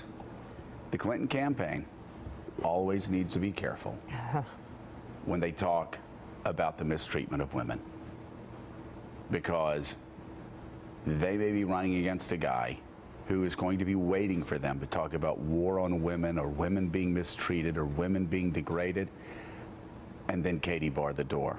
It's going to get ugly. That's my Christmas warning to the Clinton campaign. I agree. I think that they need to be can't very overcorrect careful on little things like this, and it should be just cast off as stupidity. They can't like stupid. The whole thing's stupid. See a word that and act like this degrades all women in a way that, let's say, sexual harassment in the workplace would degrade women, or equal pay, or harassment, or even rape. You just can't draw those. Not in straight this lines. election. Are you uncomfortable, Richard? They just need to be. They need to be. Okay. The Clinton campaign needs to be very careful, and especially if they draw Donald Trump, because the first time she talks about women being mistreated. Yeah. Just sit back and take notes. Yeah. Just sit back and take notes. Are you uncomfortable? I think he was a little uncomfortable. There was a dead silence in that studio when this was being discussed. It was really eerie too. If you've ever watched the show or clips from it, they usually can't shut the hell up. But this time, everybody was very silent in regards to the little warning that was being put out. Now, this was in regards to Hillary Clinton talking about Donald Trump, throwing out a few allegations, and Donald Trump responding, telling her to be careful when it comes to who she's talking about and sexist activities. And you can hear that Joe went on to discuss there might be a few skeletons in the Clinton closet, and Donald Trump potentially has that information and is just waiting for the opportunity. He's just waiting for Hillary Clinton to step over the line, to say something she shouldn't say, so he can open that closet and let all the spooky, scary skeletons dance in front of mainstream media. Now, there's speculation, there have been rumors about what that exactly relates to. That potentially, and again, this is all speculation, I'm not saying it's fact, this is just what I've heard, that Bill Clinton engaged in some violent sex with some potentially young people. I don't know if that's the information he has, I don't know if that's the information that people believe he will be threatening them with. But I can tell you this, mainstream media seems to be it's a little weird, isn't it? It's a little weird hearing a host of a television show on a news station such as MSNBC come out and say, be careful. Don't engage in this. You don't want the repercussions that are going to be associated with it. I've never seen that before. Why is the mainstream media going to bat for Hillary Clinton? Why are they telling her to be careful? Why do they care? They're there to, report the news and talk about it. So what's with the campaign warnings? It also raises the question of, do they know? If Donald Trump, again, hypothetically, if Donald Trump has information like that, and he obtained it, and he's, ready to release it, does Joe have it? Do other people in the mainstream media have information about Clinton, about her husband, about activities they've been engaged in, and they've refused to report on it? That seems really sketchy, doesn't it? We hear a lot from the Republican side in the presidential debate talking about, and this has been brought up at different venues that the debates were held at, that there is a bias from mainstream media, especially left-wing media, that they engage in a way that paints the right in a bad light while defending the left. And, watching this reaction, watching this clip from Morning Joe where they're talking about, hey, Hillary, be careful, you don't want him to talk about that thing, it makes it seem like maybe that's not really that far off base, huh? Then maybe the politicians, Cruz and Trump and Rubio, who had brought this up at these debates, and even Christie, maybe they were right. Maybe there is some kind of an implicit bias. Maybe these people have information on candidates and they refuse to release it because they back that party. It's a bad look. It's a very bad look for mainstream media. Now, I would love to know. I would love for Joe to go into more detail and explain to us exactly what it is he's so worried about, exactly what it is the people in this room are so uncomfortable about, because he seems not to want to do it. It's a very bizarre clip. That's really the only way to put it. I don't know if anybody's ever going to press him on this. I don't know if anybody's going to say, what did you mean by that? Or what do you think Trump might have on them? But whatever it is, he has something in mind. He right now, when he did this, something came to his mind that he immediately connected with the Clintons that had to do with maybe sexual harassment, or even if I'm going to replay this. I want you to hear really carefully what he brings up as the last example. Let me pull this up here. Sorry. Or degrade women, or equal pay, or harassment, or even rape. Or even rape. Why would that be something he'd bring up? We're talking about pay gaps and harassment and saying uncomfortable things. Why did Joe finish that off with, or or even rape? What would Donald Trump be bringing up about the Clinton campaign and the Clintons that had to do with rape?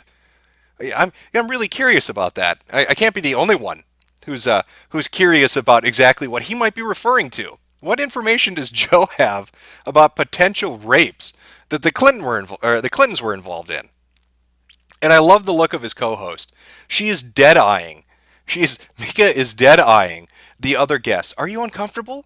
Does talking about rape and Clinton in the same sentence, does that make you uncomfortable? If you watch this clip, you can find it online, by the way. It's MSNBC panel warns Hillary, be careful with Donald Trump. If you watch it, just look at their faces. Look at their faces when they're talking about this, and look at how she looks at the other guest when rape gets brought up. It's a remarkable clip all around.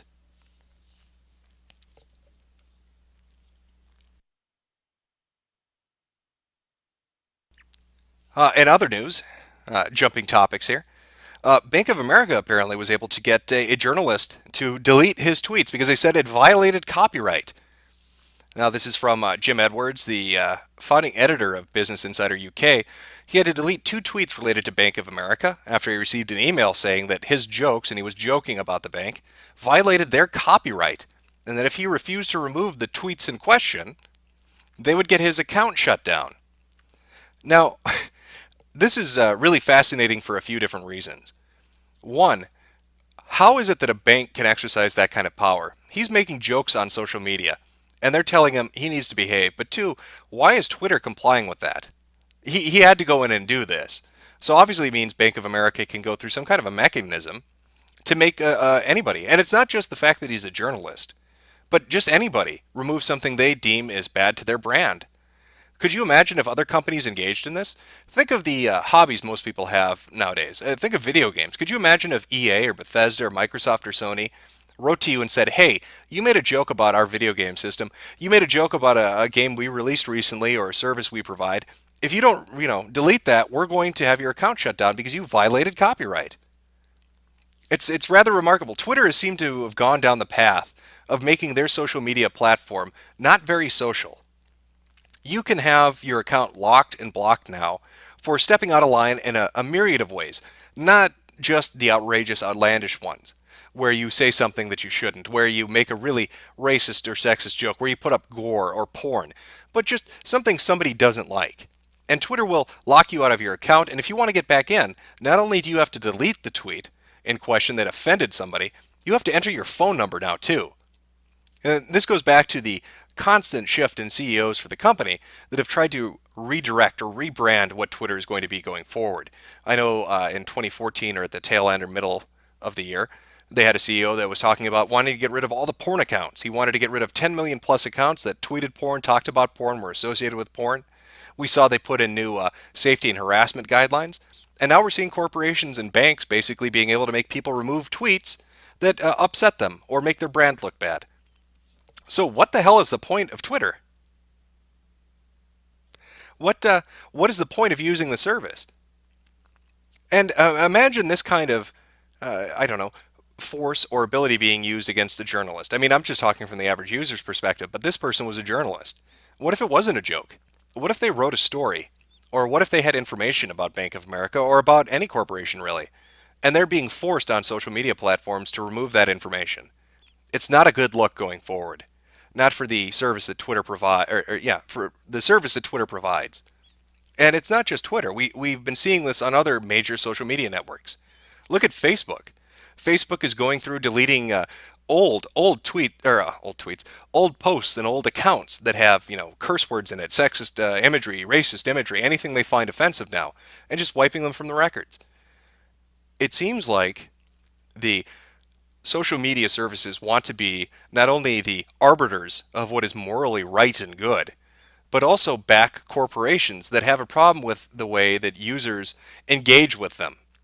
The internet is full of banter. Part of the appeal of what makes the internet so fun is the ability to go onto a service or a website and joke around, create image edits, talk about something, make fun of a corporation or a product or an event. But now we're seeing social media basically saying you can't do that anymore. You can't just use our service. You need to now use it in the way we want you to use it. You want to put a YouTube video up? We're going to remove it. Then we're going to make it so your subs don't get notifications.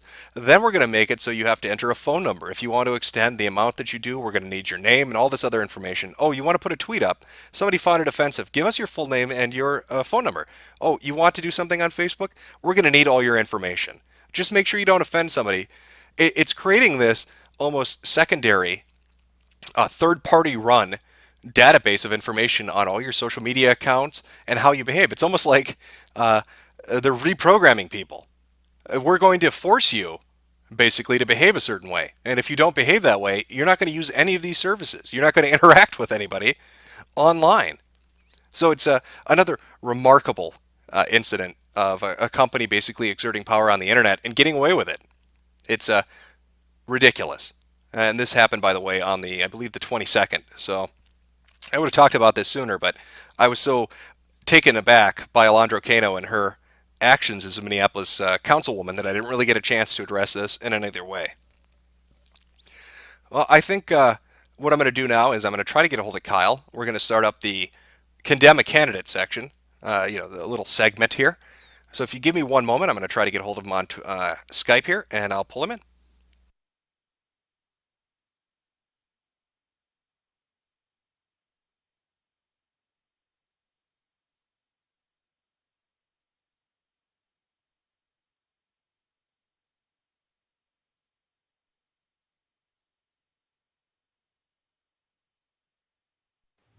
Hello. Okay. Hey, Kyle. Just so you know, we're on the air. Yep. Okay. Can you hear me? Is everything all right? Yeah. I Okay. hear you just fine. Am I doing all right? Yeah. Volume? Audio sounds good to me.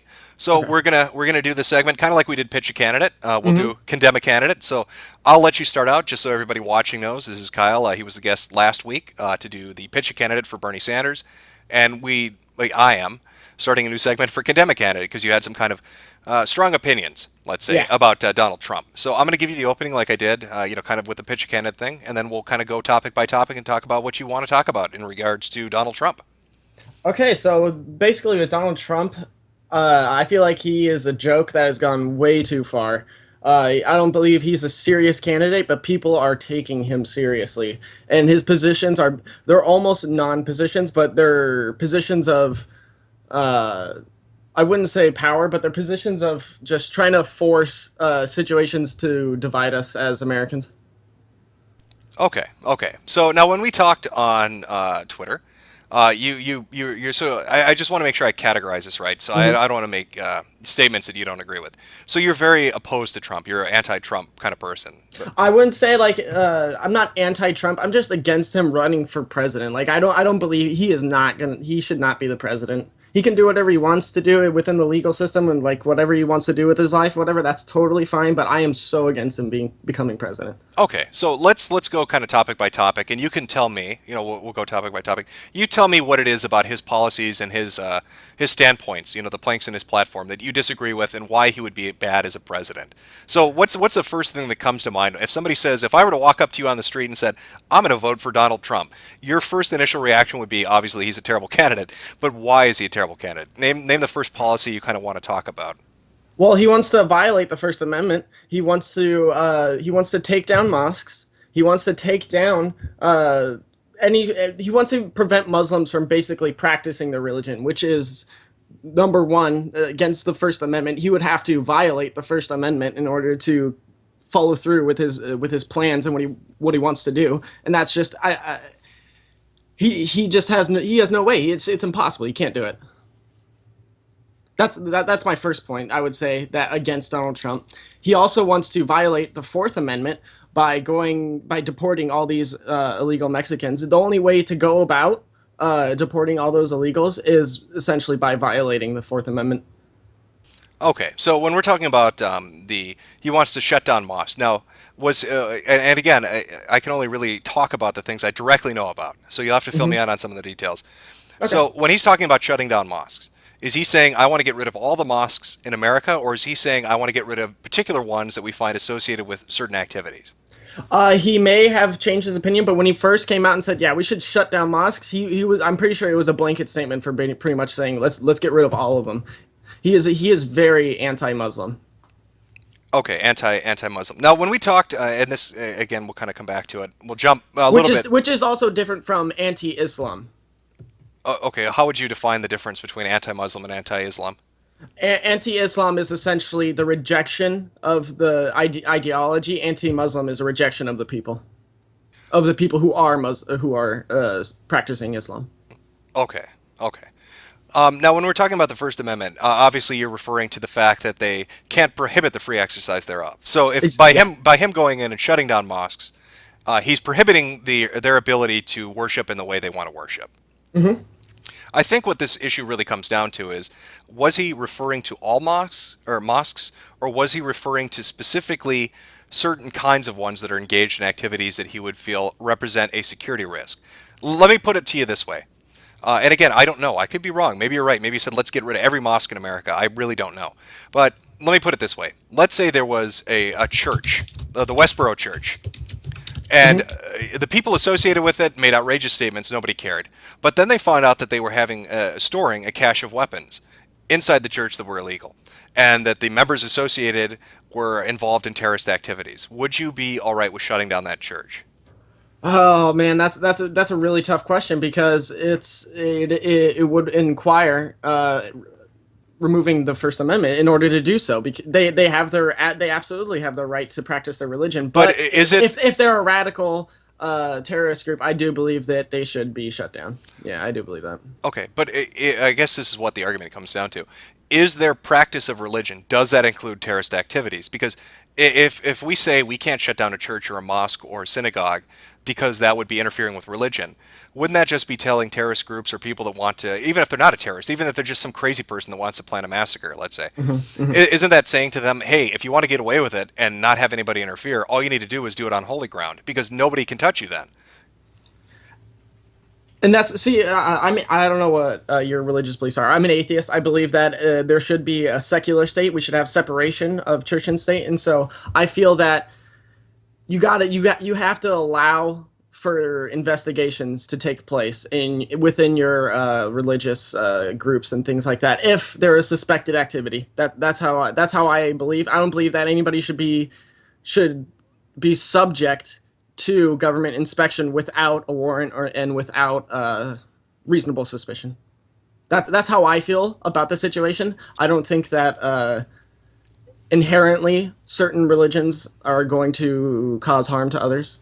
Okay. It very depends on the people that are within those organizations. Well, to answer your question, I'm what you describe as an apatheist, which just means not only am I a fence sitter, but I'm an apathetic, lazy one.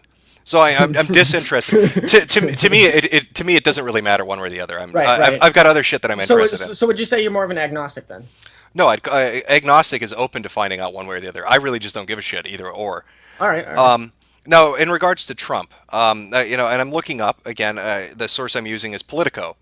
Now they're talking about this because I was trying to find out exactly what he said. It says, this is the opening two paragraphs. The United States will absolutely have no choice but to close down some mosques where some bad things are happening, Donald Trump said in a recent interview, explaining his rationale for doing so. Nobody wants to say this. Nobody wants to shut down religious institutions or anything, but you understand it. A lot of people understand it. We're going to have no choice. The Republican presidential said in an interview from Trump Tower on Fox News with Hannity on Tuesday night. So, and again, this kind of comes back to my initial question. Was he talking about the United States needs to institute a policy where Islam is not allowed and where you can't worship in a mosque? Or is he saying, which this article seems to be hinting at, or at least directly saying, where he said some bad things are happening in some mosques? Would you mind giving me this article? Yeah. Here, give me 1 second here. Okay. You have your Skype window open? Yeah. Okay, let me make sure this is... All right. There you go. That should be... That's a Politico story I'm talking about. Right. Yeah. So what exactly did you want me to respond to? Well, and again, when you're talking about the First Amendment, that they can't put something into place that prohibits the religion itself. Right. So I sorry to cut you off, but I understand where you're going with this. Okay. I don't think they should shut down mosques. I feel like they should allow these I feel like the people who run the mosque should allow themselves to be subject to investigation and allow their people to be subject to investigation, because I would also say this should be allowed for churches as well, because there's more right-wing radical terrorist groups in America than Muslim terrorist groups. So where I'm trying to go with this is that they should allow themselves to be investigated rather than just shut down these religious organizations, because that's how you inflame the problem. That's how you make things worse, when you try to shut down people and shut down what they like and what they want to do. Right, right. My personal opinion on this is I think the religion is not a cover for crime.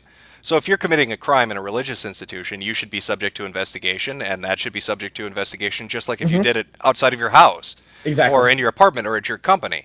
You don't have a cloak of invisibility when it comes to religion to get away with doing extremist behavior. Unless you're Christian. If you're Christian, you get away with pretty much everything. Well, listen, in regards to Christianity, let's talk about Catholicism. You had priests molesting children, and the Archdiocese knew, the Pope knew. You had all these different groups that seemed to know that these priests were raping kids.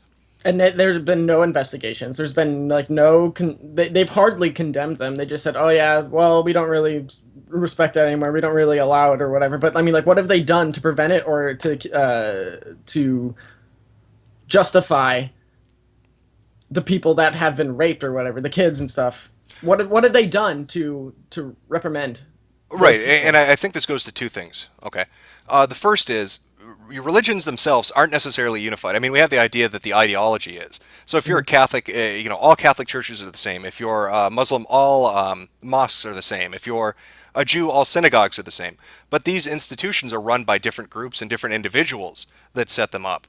So when Trump's talking about shutting down mosques, it's not like he's saying, we're going to shut down all the mosques, or we're going to shut down the mosques because they're only run by one person.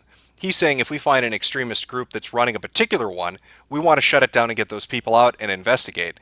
Would that be something you disagree with? Absolutely, because if he's going to solo out Muslims and stuff, then he better as well be going after all the Christians and stuff that have committed murder and things like that. Just like that recent Planned Parenthood shooter. He said he was doing it in the name of Christianity and for the babies and things like that. That's apparent radical religious terrorism. Why doesn't he go after the churches and the churches that influence people like him? Well, okay, to answer your question, and again, I don't know 100% of all the facts in these cases, but was the Planned Parenthood shooter, and I think this is what Trump is getting at, and again, I'm only guessing, I don't know what's in his mind, but we're talking about actionable intelligence. Was the Planned Parenthood shooter supplied with weapons from the church that he attended? Was he given support, material, financial, any support in planning this attack from the church that he attended? Because I think when Trump is talking about these mosques, he's saying it's not that we're targeting them because it's Islam. We're targeting them because these extremists use them to coordinate, to facilitate, and to plan attacks. That's why we have to look at them. Yeah, that's why you should look at them and not shut them down. Oh, okay, but if you're looking at them and I find a mosque that's run by terrorists and it facilitates terrorist attacks, what should I do with it? Leave it open? No, you should report it and get those people that are suspicious notified to the FBI. Okay, so the FBI investigates and finds out the mosque is involved. Its financials are involved. I mean, let's say this Planned Parenthood shooter, let's say the church did facilitate his attack. They gave him the gun, and they used money from the donations to fund it. So wouldn't shutting down the church prevent future attacks? It's using the mechanism as the church as cover to facilitate the attacks. The people running the church are financing the attacks. Because if you don't stop the people that are involved in those types of actions and things like that, you're not gonna solve the problem. You're just shutting down. Well, no, institute for the sake of shutting it down. No, they are solving the problem. And again, I think this goes back to what I think he's addressing. He's talking about shutting down mosques that are used by terrorists, that are used by extremists who use it to fund and plan and pull these attacks off. Obviously, he's not going to just shut it down and then not arrest them. But he's saying that the mosque itself is being used in a principal capacity. It's being used in a certain way to facilitate these attacks. That's why I go back to the Planned Parenthood thing. If you could show me, I mean, if the killer said, if this crazy motherfucker had said, "Oh my God, I killed all these people for the babies because the priest or the minister, was he Catholic or Protestant? Do you know?" To be honest, perfectly honest, I do not know. It doesn't even really matter. But you get it. If it was whatever the church he goes to. But if he had said, I was provided material support, we planned it out, and the priest's office, we got donation money to do it. So yeah, you want to obviously investigate the priest, you want to investigate the people involved in it, but you want to shut down that church so you can find out exactly who's involved, what the financial connections are, what organizations are involved, what all these relationships are. That seems to be what he's talking about. It's not like he's saying we're going to put a constitutional amendment in place that says go away Islam. See, where I stand on this is that I don't believe that those churches and mosques should be shut down, because there are people that attend those churches and mosques that don't partake in those radical ideas. But they're not being prevented from going to another church or mosque, though. That is true, but let's just say I'm not saying that this is a perfect example. Let's just say you're in the middle of Ohio or somewhere where it's a small city and there's only one church or one mosque, and then there's people there that are considered radical terrorists. Do you shut down the entire church or mosque just because of a few people there, and that gets shut down for the rest of the city because there's only one, and now there's no church or mosque or whatever? It's a really hard position to have, to say yes, we're going to shut them down and we're not going to allow them. It's something. It's not something that's easy to stand on, Okay, Kyle. I get what your point is, but let me counter with this. Let's say that I'm a terrorist, and I open up a company. And the only reason my company exists in the town wherever I am is because I want to fund, plan, and facilitate terrorist attacks. Now, I happen to have customers that come into my company and buy my widgets. But I don't really make the widget. The widgets are secondary. I don't give a shit about the widgets. I just want to blow up Americans because I'm a horrible, evil terrorist. I'm some crazy extremist, who knows what kind, but I'm just out to get people. Now, looking at that situation, the FBI comes in and says, yeah, the company obviously is used for this purpose. Yeah, the people involved in the company obviously are associated with this purpose. Let's shut it down. You wouldn't say, oh no, you can't shut down that company. Think of the people; they need widgets. Well, that's a totally different situation. That's a business, and that's entirely subject to the criminal justice system, and that can be shut down. Yes, but what I'm saying is, why should it be different? Why should we allow somebody to do that exact same thing and just get away with it? What if they were Scientologists doing it? I mean, we're talking about like these old religions. What if David Miscavige suddenly started funding terrorist attacks and he was using Scientology to do it and Scientology centers to do it? Would we say, hey, there are Scientologists that need to go to that church, so he's protected. We can't ever get rid of Scientology. We can't ever get rid of that particular facility because it's a religion. But if it were a company, we could totally get rid of it. You don't think that's a weird disconnect? No, I don't, because I think that you have to be able to analyze the situation for what it is. And what I mean by that is you have to be able to see, like, you have to take into account how many people attend that religious facility and which percentage of them are involved in radical ideas and radical terrorism, if the possibility arises.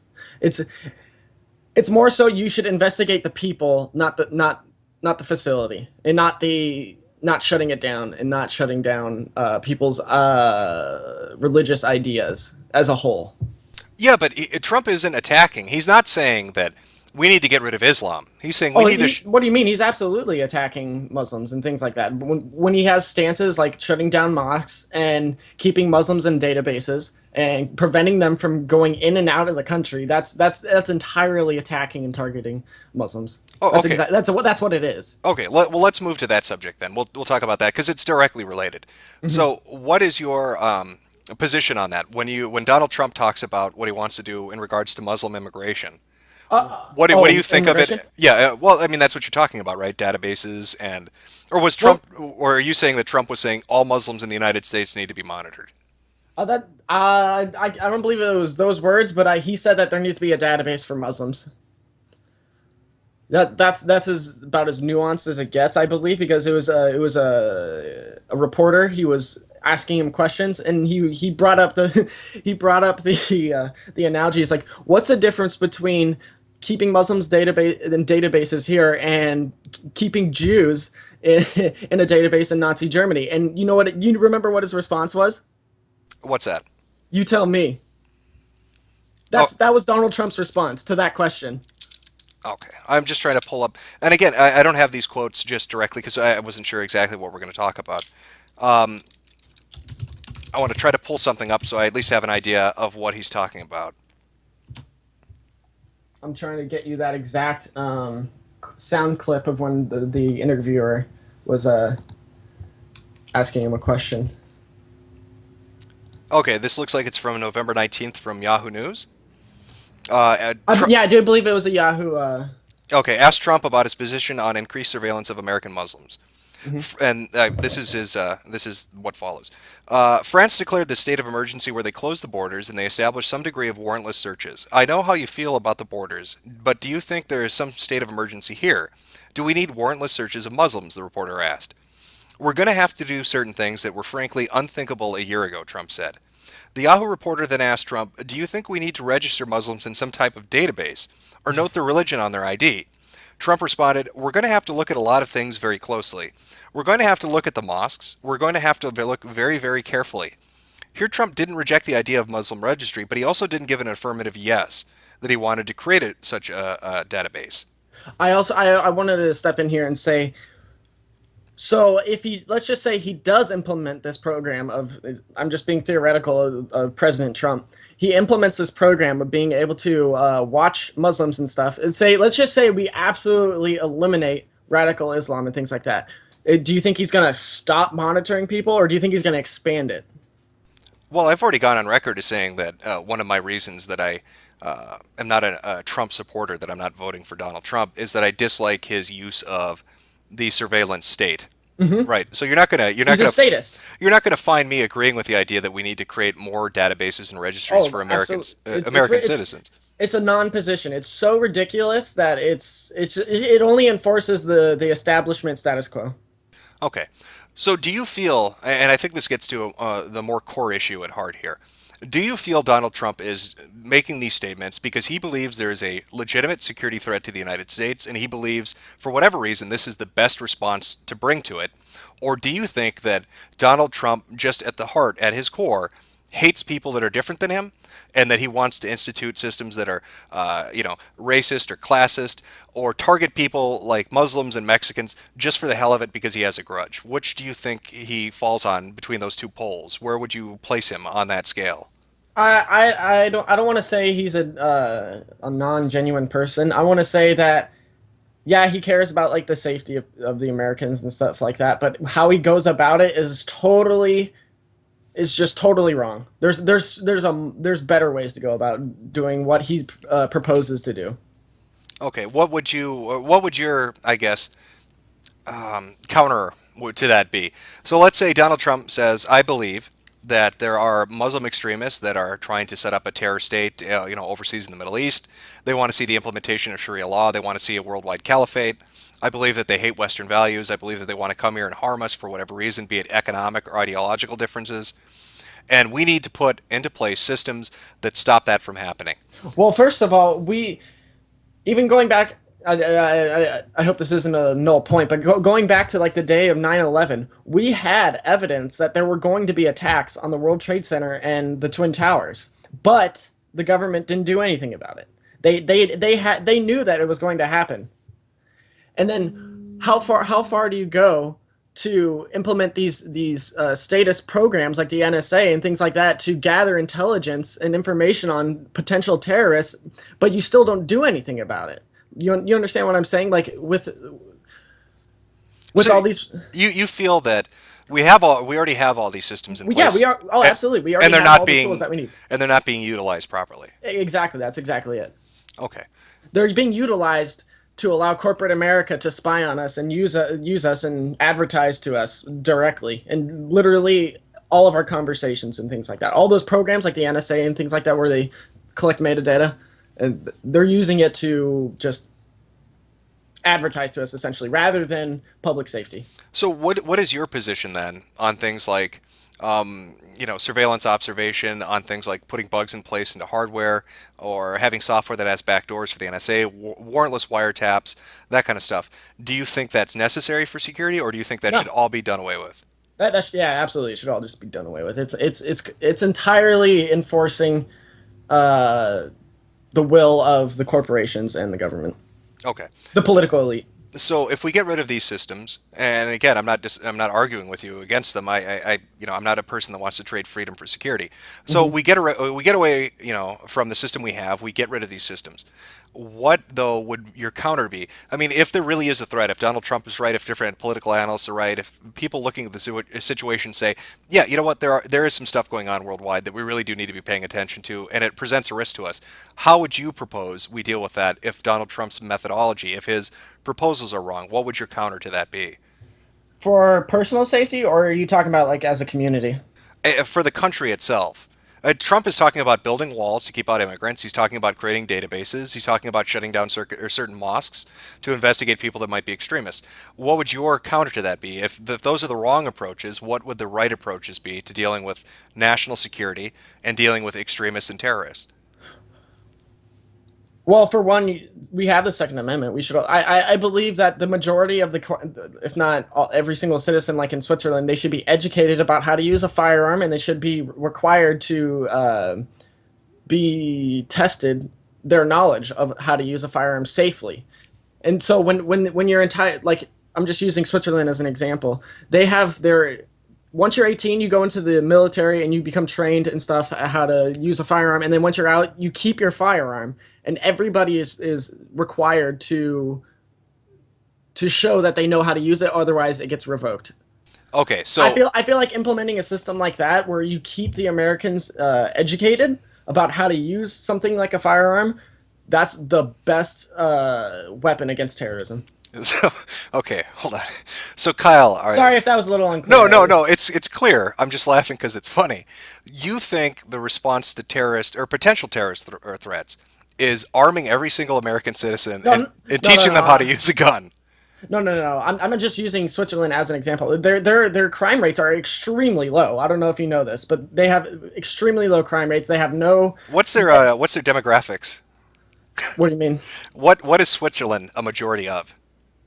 Swiss people. I mean, I don't know what you mean by that. Okay, but going back to this, I mean, are you trying to make a point here that they're not Muslim or something like that? Is that what you're trying to make? I don't know. I don't know. Maybe that was a subtle answer. Okay. But going back to the gun thing, do you know who was trained to use guns? The San Bernardino terrorists. They were trained. They knew how to use them. They had access to them. So I mean, training everybody to use guns, they already knew how to use them and they already had access to them. So how does that prevent another San Bernardino? Are you saying the only way to stop bad guys with bombs is good guys with guns? It's one of the best ways, but I believe that there should be common sense gun safety laws, like being able to do the people. There's over 80% of the mass shootings this year were bought legally. All the guns that were bought, they were bought legally. I think there should be a massive reform to how guns are purchased and how background checks are implemented. Okay, so let's say they reform, gun policies. Let's say they reform gun laws. How am I going to stop a guy in body armor with an AK-47 with a 9mm? I'm sorry, I didn't hear that. I'm so sorry. No, that's fine. That's fine. Skype might be cutting out in and out a little bit. OBS is a bit resource intensive sometimes. Yeah. How am I going to stop a bad guy, say a terrorist or whatever it is, who's got body armor, an AK-47 with a 9mm gun? Yeah, that's a situation that's really hard to do as an individual. But I believe if we had the systems of proper intelligence, like with the NSA, and they would have been able to properly find out that this guy was planning a terrorist attack before it happened. But Kyle, I mean, we already discussed you want to get rid of the NSA's tools, and I am not arguing against that either. I don't like the idea that the NSA has PRISM and warrantless wiretaps and all that shit. It bothers me from a perspective of what my rights and freedoms are under the Constitution. Right. Well, I understand that you're trying to say that, but what I'm saying is we have it now, but it's just not being used properly. If we're gonna have it, it needs to be used properly. Okay, but how do you reconcile? Okay, so I guess this is how do I put this? If you're saying that using the system properly would help to prevent terrorist attacks, now how can you then criticize Trump, who wants to use those systems and maybe even expand them? Wouldn't that make us more secure? No, it would not. But you're saying if we have the tools and we use them properly now, we can stop terrorists. So isn't warrantless wiretaps and PRISM a good thing? It is not. I'm just trying to use it as a tool because it exists and it's here now. I don't agree with it, but it doesn't mean we can't use it. Okay. Okay, well, we'll table this one and move on. So Yeah. we've talked about a little bit about the Moss thing, and we've talked a little bit about the database thing. And I was reading through more, just to follow up what I said with Yahoo News. That apparently he went on November 20th on MSNBC, and a reporter had asked him, should there be databases that and systems in place that track Muslims in the country? And Trump's response was, there should be a lot of systems beyond databases. I mean, we should have a lot of systems. Trump then digressed to talk about a wall along the southern border before the reporter interjected, but that's something your White House would like to implement. I certainly would implement that, absolutely, Trump said. Here's where we're not clear if Trump was talking about building the wall or building the database. So again, I don't know. You could be completely right. Maybe he wants to put everybody in a database that is Muslim. Maybe he doesn't. It's a little confusing. It seems like two different reporters tried to ask him about this, and neither got really a solid answer. So anyway, moving along from that, moving along from the Moss thing and from the from the Muslim database thing. What other policies that Trump has, or what about his character, do you find unappealing? Do you think would make him a bad president or a bad politician? I when he says he's a leader, I just laugh because he has gone through 4 corporate bankruptcies, and that to me, that doesn't scream leadership. That just screams to me failure and incompetency. Because did you know that if he would have just not tried to be a CEO and just stuck to like a hobby like finger painting, and he just invested his father's inheritance, he would be so much more rich. He would be so much richer than he is now. If he just did nothing versus trying to go out be a venture capitalist as he has. Right, but Trump's net worth is, I believe, what is it, $10 billion? I don't know off the top of my head. It changes almost every time he talks about it. Right. Let's say that that's close to what it is. Maybe it's a little less, maybe it's a little more, but 10 billion. It seems fairly accurate. Trump has made a lot of money building up businesses, and that's I don't deny that. And that's after failures and bankruptcies, and he's still as rich as he is. He's still as powerful as he is. Well, because he kind of skirted everything under the rug and took all the money. Right, but doesn't that show that he's got a good business sense? That shows that he's going to try and to me that shows me that he's going to try and screw over the American people and try and give himself more power, more money, if anything. That's how I see it. I don't know if that's what he plans to do, because there's no real way to prove that, but that's how I feel about it. But you can't seriously believe that Donald Trump would use the presidency of the United States to make himself richer. I mean, you think that he wants to go into office and rob the Treasury? No, I did not imply that. Okay, well, how do you mean that he would use the office then to make himself richer? He would implement laws and things like that to make the system more rigged for him and people and billionaires like him. Okay. Well, I mean, why, if you're in a position of power to make the laws, why wouldn't he try to make himself more rich? That's just the obvious go-to for somebody like him. Okay, and you don't think that he's how do I put this? You don't think he's successful enough or rich enough at this point that he wouldn't have a motivation to do something like that? You think that he's greedy to the point where the moment he gets into power, he would abuse the system in any way he could to stack the deck in his favor? No, I think he would implement it kind of like how Obama and Bush did. He would like implement these bills and things under the rug and within like huge bills and things like that, like the CISA bill that just passed in the omnibus bill. Right. Like things like that. You know what I'm talking about? Where they just kind of throw these like huge big deal acts and things into large bills and things like that, and then it just goes largely unnoticed. Right, I think that's exactly the approach he would take. Right, but you understand that the president doesn't make law; he signs it into law. It's Right. Congress that makes law. It's Congress that balances the budget. They have the control of the purse strings. So how is Donald Trump going to put in place laws that favor him in business if Congress, if the House, if the Senate are against that? Well, the thing is that most Republicans are for Trump and what he's proposing. That's the scary thing, because let's just say with 4 years into the Trump presidency, we're going to be having different senators. We're going to have not completely, but we're going to have different congressmen and things like that. What if they're like, yeah, I love Trump and things like that? And so let's say he writes those bills and things like that are in favor of corporate billionaires and things like that, and that those senators they approve of these and they get them signed into law. I'm not saying that this is an out of left field idea. I think that's a certain possibility. Okay. All right. So you feel that the next election, outside of Trump, putting him aside, but as far as senators and representatives go, you think that the structure would be changed enough that he would have the power to be able to push through things like that. That's one of your concerns. Just hold on. Just imagine for a second. We have the NDAA. You understand what that means, right? The National Defense Authorization Act? Yes. Yeah. That basically gives the president infinite power to detain anybody for any reason. Right. And whose presidency did that come into power under? Obama. Right. That's one of the reasons why I do not like Obama. Okay. So you're worried that he would use the NDAA or the provisions therein to. I guess I'm trying to get. I don't think he would close down Gitmo. I don't think he would close. I don't think he would. I don't think he is nuanced enough to be a president. Okay. I don't think. Well, I mean, to be fair though, Gitmo wasn't closed under Obama either. That's another reason why I don't like him. Okay. All right. So you have concerns that Trump would try to weasel his way into better deals. Maybe, let's put it plainly, fuck with the tax code. Put corporate interests ahead of everybody else, and he'd sneak it into something like an omnibus. He'd sneak it into something like an NDAA. He'd find a way to get it in there where the American people wouldn't really be paying attention, and where the House and the Senate would pass it because they need to pass it because maybe it's a budget bill or something else, and they just aren't, awake at the wheel. And it would favor. Never are. Okay.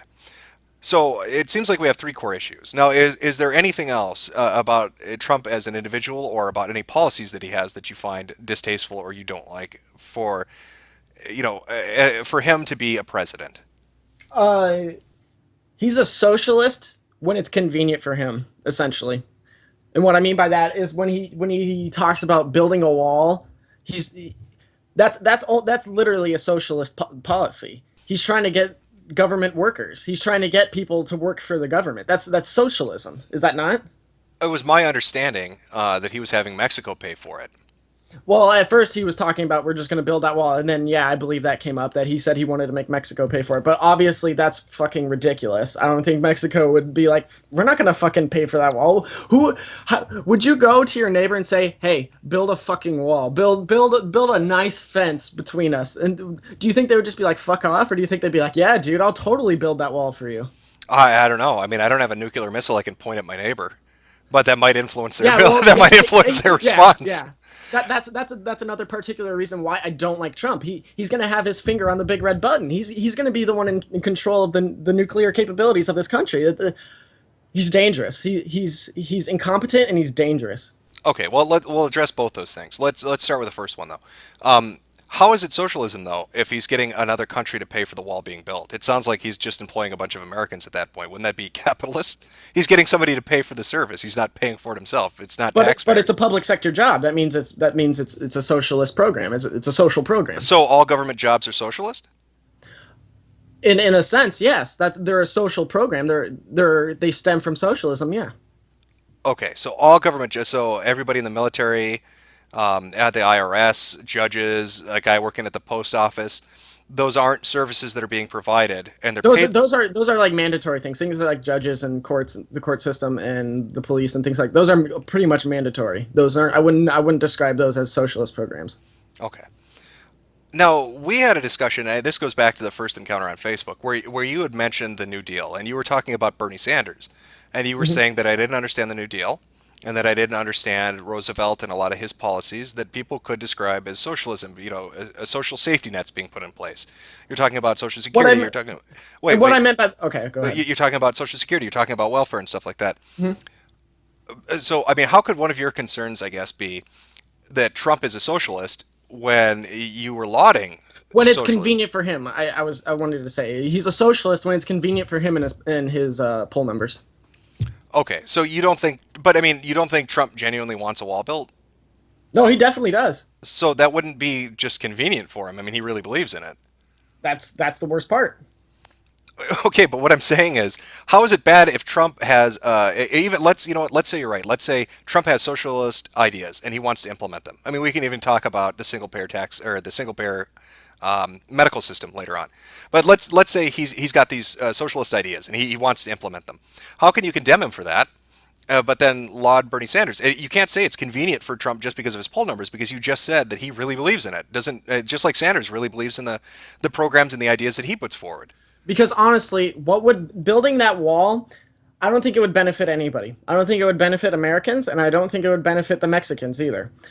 I feel like yeah, it's not going to benefit the Mexicans. That was the point of building a wall, though. I mean, you're right. you have to come up with a solution between the states. What is like the main problem between Mexico and America? I would say it's the drug war and things like that, right? I'd say you got a lot of things. So you've got a source of illegal immigration. You've got drug activity, the cartels. Well, there's more illegal immigrants leaving America than there are coming to America. Yeah, I've seen that statistic cited, but the fact is we still have a very large population of illegal immigrants in the U.S., and that deficit that you're talking about is 200,000 per year.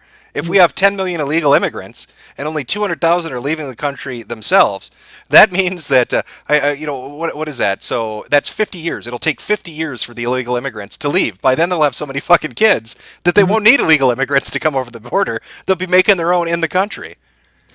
And that doesn't go against what America believes as a whole, because we have the 14th Amendment where you're allowed to become born into this country and you're a natural born citizen. It doesn't matter if your parents were from Mexico or not. You're a natural born citizen. You're talking about anchor babies.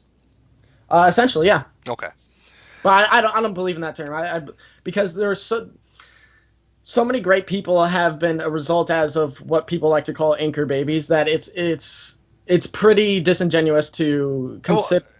They may be great people, but that is what they are. They're anchor babies. They were born here and they anchor the parents here. They're anchor babies. I mean, it could be fucking Einstein. It could be, you could tell me Lincoln was an anchor baby. It doesn't change the fact that at the end of the day, that's what they are. I understand that. Okay. I just disagree with the term and using it as a derogatory statement. I'm not using it as a derogatory statement. I'm just most people do though. Okay, but the term that I'm familiar with is anchor baby, and the reason it is because that's what it does. It anchors them in the country. We're getting off track with that statistic, but so you're talking about the benefit to the United States people and the Mexican people, and you don't think the wall would work. You don't think it's a good idea. What exactly about the wall do you disagree with, or what do you think is not a good idea about it? It's going to cost hell of a lot of money, and Lord knows that we need to spend less money on things that benefit corporate and state entities and more benefit the individual and the citizens.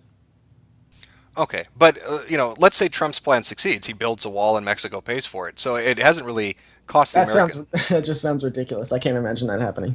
Well, again, it sounds ridiculous that a man who had 4 bankruptcies has $10 billion, but fuck, he does.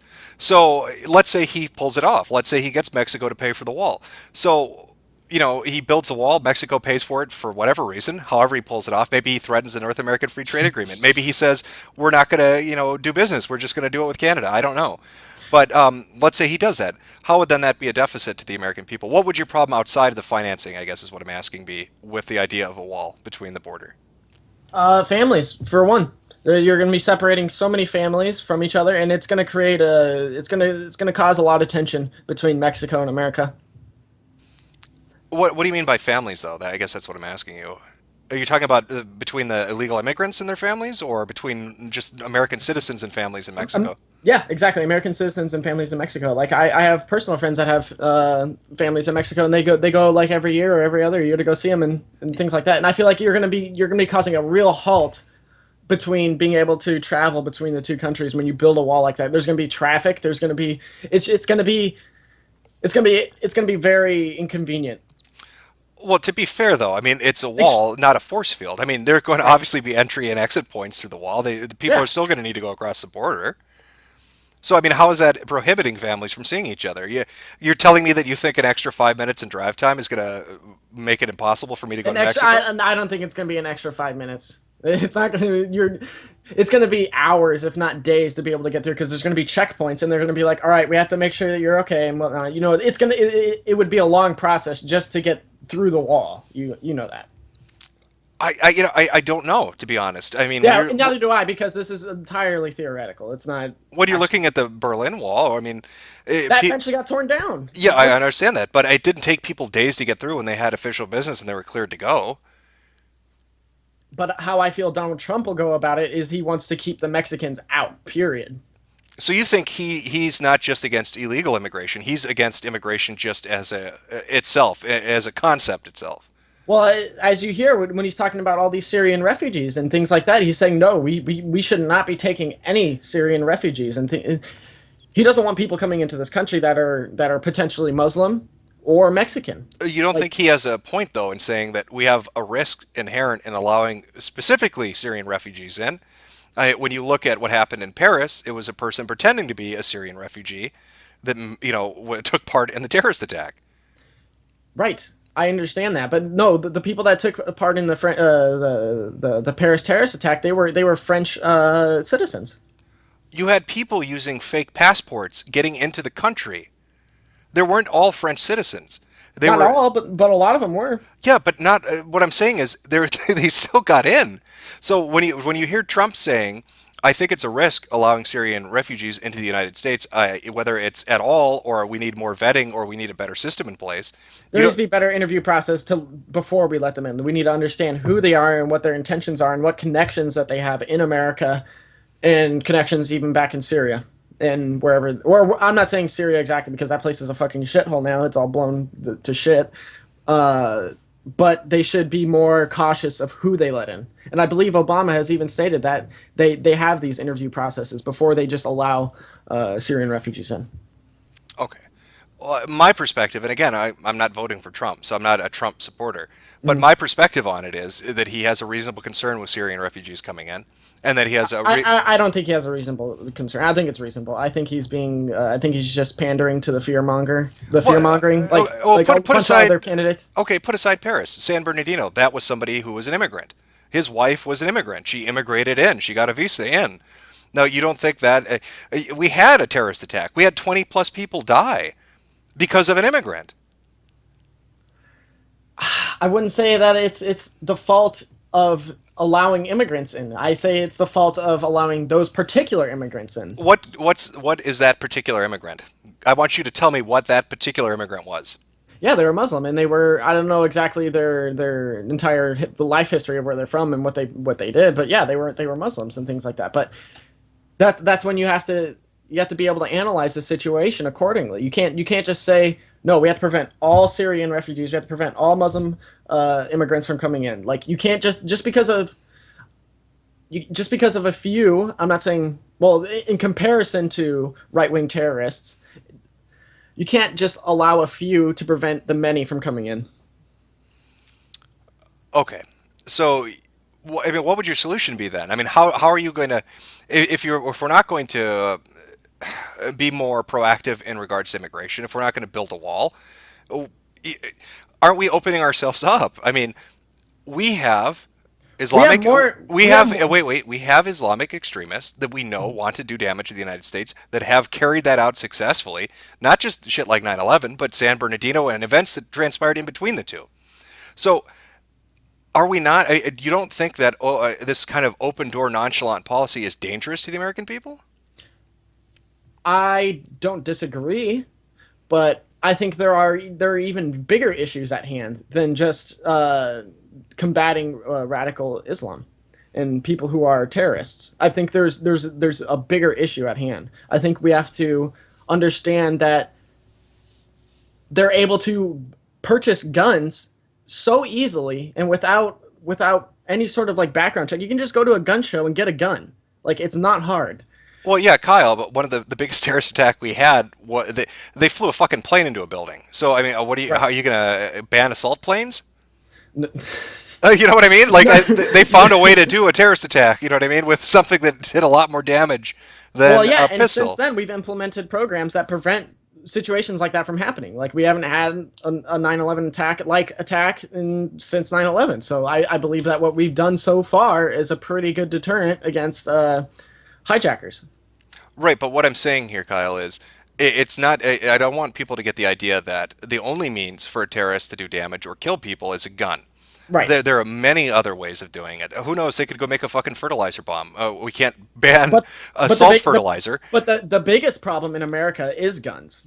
That's the majority of death. The cause of death in America is. But Kyle, did you not just tell me earlier that you want a Swiss model where everybody is taught how to use... No, I didn't say that's what I want. I'm just saying... No, you brought that up as an example, though. So, I mean, if guns are a problem, as you say they are, then how would the Swiss model of protecting ourselves from terrorist attacks... The guns are not the problem. It's the people not being educated how to use them properly and when to use them. How do you educate a terrorist when to properly use a gun?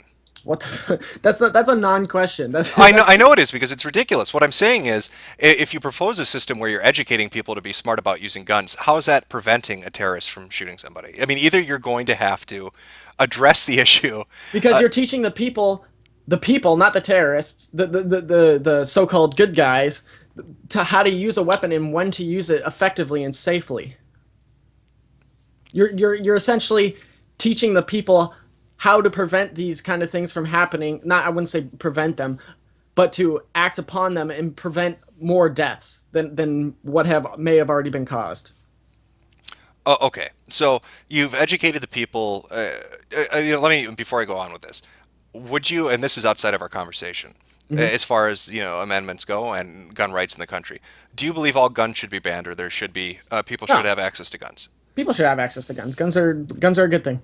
Okay, so guns are a good thing, and we have guns in the country, and you believe that people should be educated to use those guns? Yeah. Okay. How does that, though, prevent terrorists from getting those guns and using those guns? You have to have background checks before they're able to purchase them. Like I said. But Kyle, here's this kind of segues into it. We don't have a database anymore for Muslims because Trump didn't get elected, and the NSA program's been pulled down. In a good world, in a perfect world, in a world where we don't have this shit going on. So there are no surveillance programs, there are no databases. So what does the background check show though? Why it's not going to say they're Muslim, right? Because you can't do that. So what is it showing on the background check that would make me think they're a terrorist? This is entirely theoretical. I know, and I'm saying it's entirely theoretically. We're theoretical. We're talking about a hypothetical situation. That's something that's really hard to have a nuanced opinion on because it requires data. It requires time to get the data needed to make an opinion on something like that. Well, okay, even in the current age, if I were to go get a gun and they did a background check, what exactly is going to tell them I'm a terrorist? Your history of who you talk to and why. Who I talk to and why. Mm-hmm. Okay, so it's pretty. I would say for the government, it's pretty easy for them to be able to track your conversations and who you've been talking to. Like they have those tools. Okay, I'm sorry. The chat is shouting right now. Sure, whatever. I'm not paying attention to them. Okay. All right. Let's table this. We got off track. God, a little bit. Yeah, a little bit. We were talking about the border wall. We were talking about Mexico and America. And I remember we had finished up talking about the difficulty for families to see each other. So we talked about a few things. We got about another 20 minutes here, so I'll start to kind of close up a little bit. But what is there anything else before we move on? Is there anything else that really stands out about Trump to you that you want to raise? That you've got people listening. So let's say. So basically, Trump. He wants to stampede all over the First, the Fourth, and the 14th Amendment, but he stands very, very, very clear on the Second Amendment in that it cannot be revoked or it cannot be changed. I feel like he's not genuine. He's playing the political game. If you understand what I mean, right? Well, yeah, we had somebody on earlier who was talking about Rand Paul, and one of the things they had mentioned about, I believe they had mentioned about Trump was that he had the ability of showmanship. Is that kind of what you're talking about? Like, exactly. He knows how to present himself to an audience to make himself appealing. And I feel like if he does get the Republican nomination and he goes up against Hillary or Bernie Sanders, I feel like he's going to have to change his positions in order to be electable. He's going to have to go back on some of the things that he said. Okay. If he wants to get the base of the Democrats and things like that, because you have to be able to reach over and talk to those people to get their votes, and it turns out there's more Democrats in this country currently than Republicans, and if you cannot get their vote and get their support, I don't think he can't win. Well, I don't know necessarily if that's true. I mean, it comes down to who's voting and how many. I don't know if you watched the stream earlier at the beginning, but we played. I watched a little bit. Yeah, I played a clip from MSNBC where they were talking about the Hillary campaign. Because let's say Trump hypothetically got the nomination. They were talking about the Hillary campaign, and she was making some comments about Donald Trump and made some allegations about sexist talk or behavior. And he had said, "Are you talking to me?" Basically, you might want to be careful with that. And the reporters had brought up that she really should be careful about that. That's not something they want to bring up to Donald Trump. It makes it seem like, and there are rumors going around in speculation right now, that Donald Trump has a lot of dirt on the Clintons, and that he knows. Oh, I believe he does. Right. So you don't think that Trump would be able to use something like that? I don't think he'd have to necessarily walk back his position. If Donald Trump ran against Hillary and he really did have some kind of allegation and evidence of rapes taking place or some kind of really abhorrent sexual behavior on the part of the Clintons, I think that would be the end of Hillary's campaign. You know that Donald Trump has rape allegations against him. Is that something that Hillary's brought up, or is that something that's come out of the press? I don't know. That's just the fact and things like that. But it's not something that Hillary has said or anything. That's just history, you know. I'm just saying that Donald Trump has had rape allegations towards him. From where? I believe his ex-wife and maybe a few other people. Okay, so his ex-wife accused him of rape. Are you talking about Ivanka or Ivana or whatever the hell her name is? I can't remember. It's one of them. I don't remember off the top of my head. I just know that they exist. Now, if you want me to, I'll pull it up right here. Hold on. Yeah, again, that's something I'm just not familiar with, so I don't know.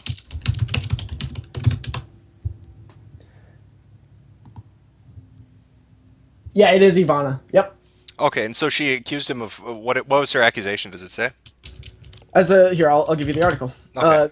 The top, it's from the Daily Beast, so anybody that is listening.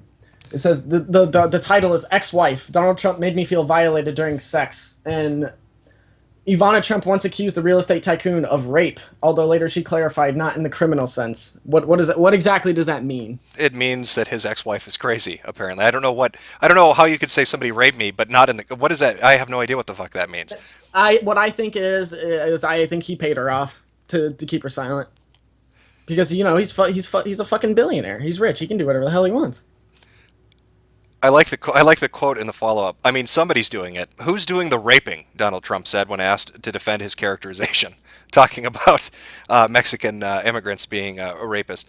I don't know what Ivana Trump means by she once accused the real estate tycoon of rape, although she later clarified not in the criminal sense. I would say that makes me a tiny bit hesitant after watching certain college cases go forward where rape accusations were thrown out. I'm talking about like people like Meg Lanker Smith or whatever her name was. People like that who would make these wild accusations about rape and sexual assault, and then it bared no fruit later on. So I don't know if Ivana is covering herself knowing that she couldn't go to court. The speculation as far as Hillary goes, and Bill Clinton specifically, and again, I don't know. It's only Bill speculation. Clinton did coke in the White House, man. Right, but again, it's speculation. I don't know. It's just what's been going around. But that Bill Clinton allegedly raped some younger women in a very brutal way. I heard about that. So I've read about it. What I'm saying is, while this Ivana thing, you're right, Hillary could bring it up. You don't think it would be really damaging to Hillary Clinton's campaign if it came out that her husband had raped women and that she had helped? That's the other thing too. I feel like it would be damaging not just to Hillary's campaign. I feel like it would be damaging to both of their campaigns if they brought it up in a political debate, because they're not trying. They should be talking about substance and policy, not about whether or not they raped somebody. You know. No, somebody in chat said that she recanted later on. I think they're referring to Ivana. Again, chat, I don't know. If I knew more about this, I could say I don't. So I'm just going to go on what the article's saying, and it says she accused him of it, not in a criminal sense. I don't know what that means necessarily. But one of the other allegations against Hillary wasn't just that Clinton was engaged in some of these activities, her husband, I mean, but that she had laughed in reaction to them. So, of course you would. So that seems like it would be damaging. Now, I don't know what a Sanders-Trump runoff would look like. I don't know. It would be very interesting to watch. That's for sure. Well, yeah, that's what I'm saying is I don't know how they'd attack each other. I think Sanders. I don't think Bernie Sanders would attack him. I think he would just talk about what he believes in his policies and what he believes this country should be. Right, that's what I was going to say. I think Sanders would probably go after his policies. He had the opportunity to go after Hillary. Whereas Donald Trump would just label him a socialist and try to smear him. Right. Well, I mean, Sanders. Yeah, I'm fairly certain he would. We've seen that before. We've heard of these types of things before in history past. Okay, so to kind of sum up what we've talked about, then, you disagree with the notion, and again, it's really iffy from what I read. It seems like he didn't give a really direct answer about the database thing. But you disagree with the notion, even if, just as a whole, by itself, that we should have a Muslim database. You think that the immigration policies he's proposing are counterintuitive to the country. You think the wall is a bad idea. You think that he might abuse his position in the White House to try to create some kind of tax loophole or financing situation where he was favored over other people to, I guess, acquire more wealth or help out his rich friends, something like that. And you don't think he's a very genuine... If not just himself. Oh, okay. And you don't think he's a very genuine person? I do not. Okay.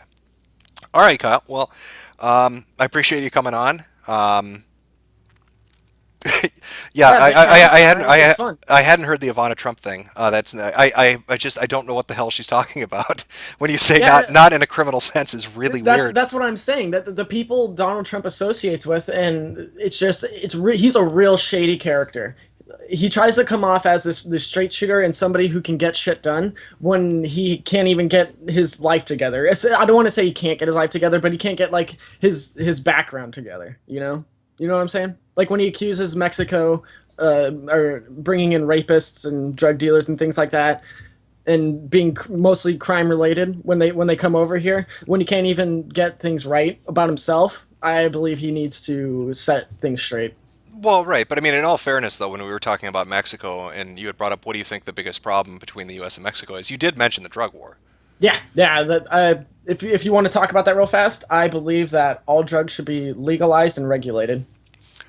Oh boy! All right, so you think we should have? Well, how would you? Okay, you know what? I shouldn't jump the gun here. Yeah, let's talk about that. We've got a little more time if you've got a few minutes. That's one of the biggest issues in this country.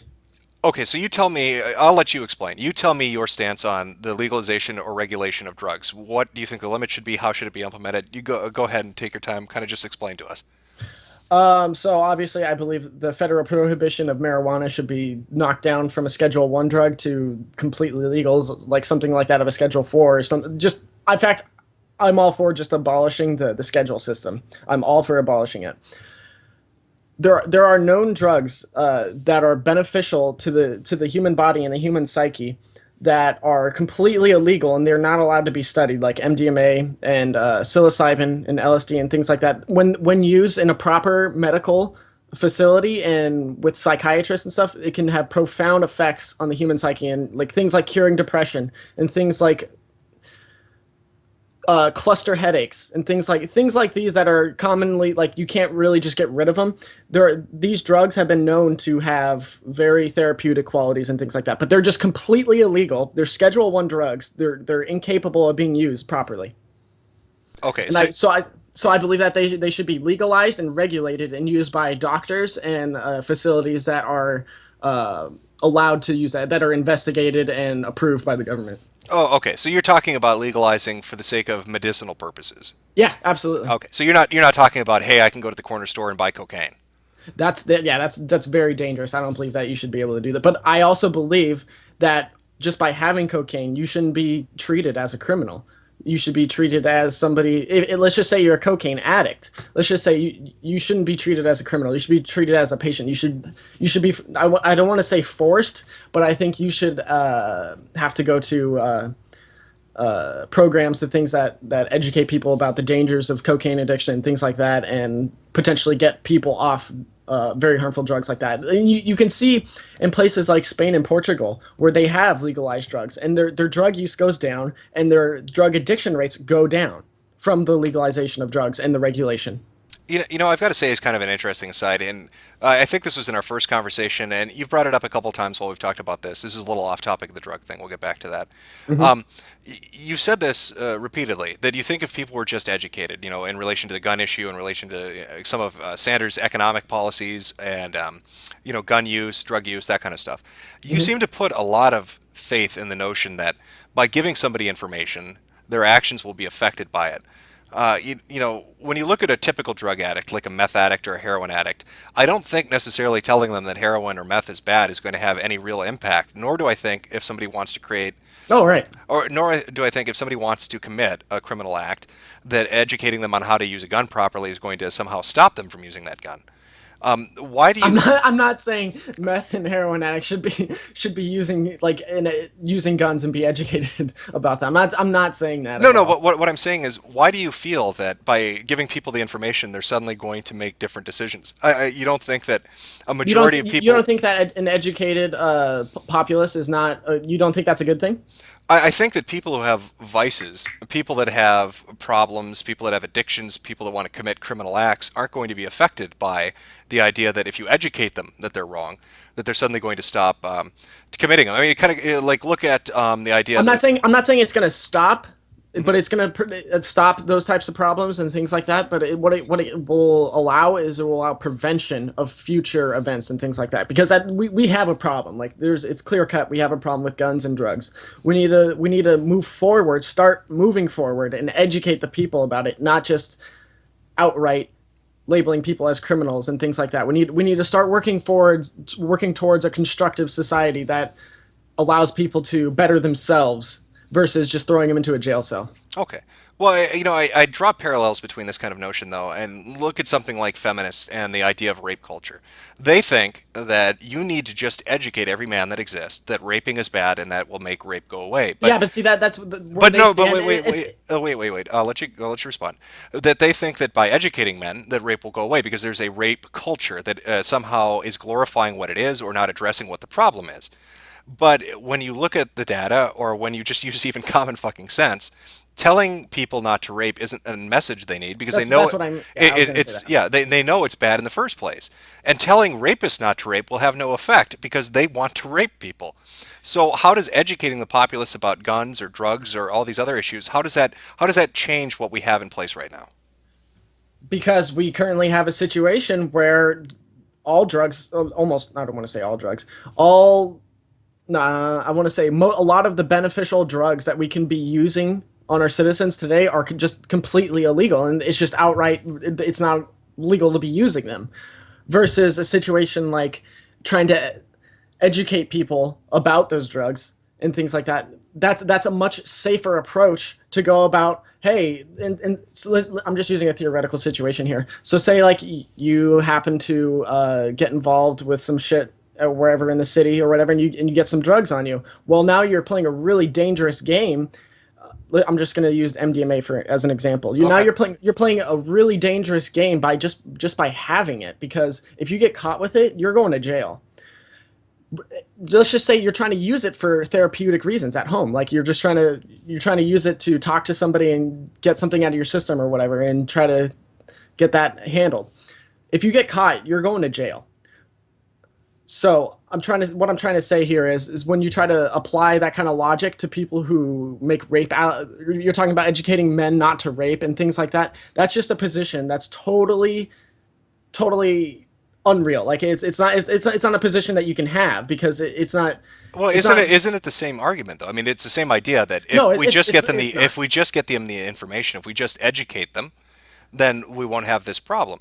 And you seem to, I guess one of the things you're arguing when you're talking about drug use is that you seem to refer, or at least imply, that the people that are using drugs are almost all exclusively people who have cancer or something like that. But a lot of drug addicts, I'd say the majority of drug addicts and the majority of drug users aren't using it for medicinal purposes at all. They're using it to get high. I wouldn't say all, but obviously they always have that potential because they're psychoactive drugs. Well, right, any drug. I don't know many people that it would engage. I mean, when you look at America's history and you look at the uses that we've used for different medications and drugs, look, cocaine was used medicinally. Sigmund Freud used to give people coke. Sigmund Freud used coke. You know what I mean? Yeah, I know. That's why I feel like drugs should be legalized. I feel like that's why we should be able to alter our consciousness how we please, because isn't that the whole idea of freedom, of being able to do what you want? Within limits, within reason. I mean, if you're not hurting anybody, and you're just saying like, all right, I want to do some coke on the weekend or whatever, and you're not hurting anybody, and you're just doing some coke on the weekend, why is that illegal? Why is that not allowed? Oh, okay. So I do some coke on the weekend, and I have a great time, and everything's fine, nothing bad happens, and then I do it next weekend.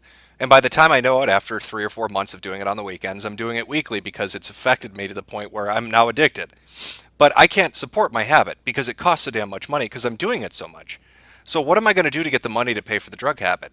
Oh, And that's when the law comes in, because like when you start to do illegal activities like robbing people or like hurting people, that's when the government should step in and say, hey, now it's becoming a problem. You need to blah blah blah, go to jail, or do this Narcotics Anonymous program, or whatever, you know. Right, but I mean, drugs, especially drugs like cocaine and certain kind of classes of drugs, have very addictive properties. I mean, wouldn't you be kind of opening up the floodgates? Then why is nicotine legal? Why is alcohol legal? Because nicotine doesn't compel me to go out and rob people. Alcohol doesn't. Well, alcohol, you know, we could have arguments about that too. You know, why is alcohol legal and weed isn't? Why is alcohol not illegal and other things are? That's why I'm just saying, why not just legalize everything across the board and have regulation and proper programs to promote safety? But that's my point, though. I don't think proper programs to promote safety are going to be enough that if you legalize these substances, that there won't be a negative effect on society as a whole. I think that that's not true, because there are places like Spain and Portugal, they have legalized all drugs, and their addiction rates go down. To say that legalizing drugs would cause more problems is actually the opposite effect. Okay, let's look at this situation. You keep bringing up Portugal and Spain. All right. I don't know anything about the program, so I'm going to just ask basic questions. And if you don't have the information, that's fine, but I think you'll get the gist of what I'm going at. What is the population size of Portugal and Spain compared to the United States? That's okay. I understand. I kind of understand where you're going with this. Wait. What is the demographics? What is the population comprised of? Is it a multiculturally diverse mix of people, or is it a homogenous group? What kind of? I don't live in Spain, so I wouldn't know the exact. And I don't know either. But that's roughly 50 million people in the country. That's a significant amount of people. Did you say 50 or 15? 50 million. 50. So it's roughly a sixth or the seventh the size of the U.S. Right. As far as population goes. Now, what is the demographic breakdown of that society? I'd have to look it up for you. Okay.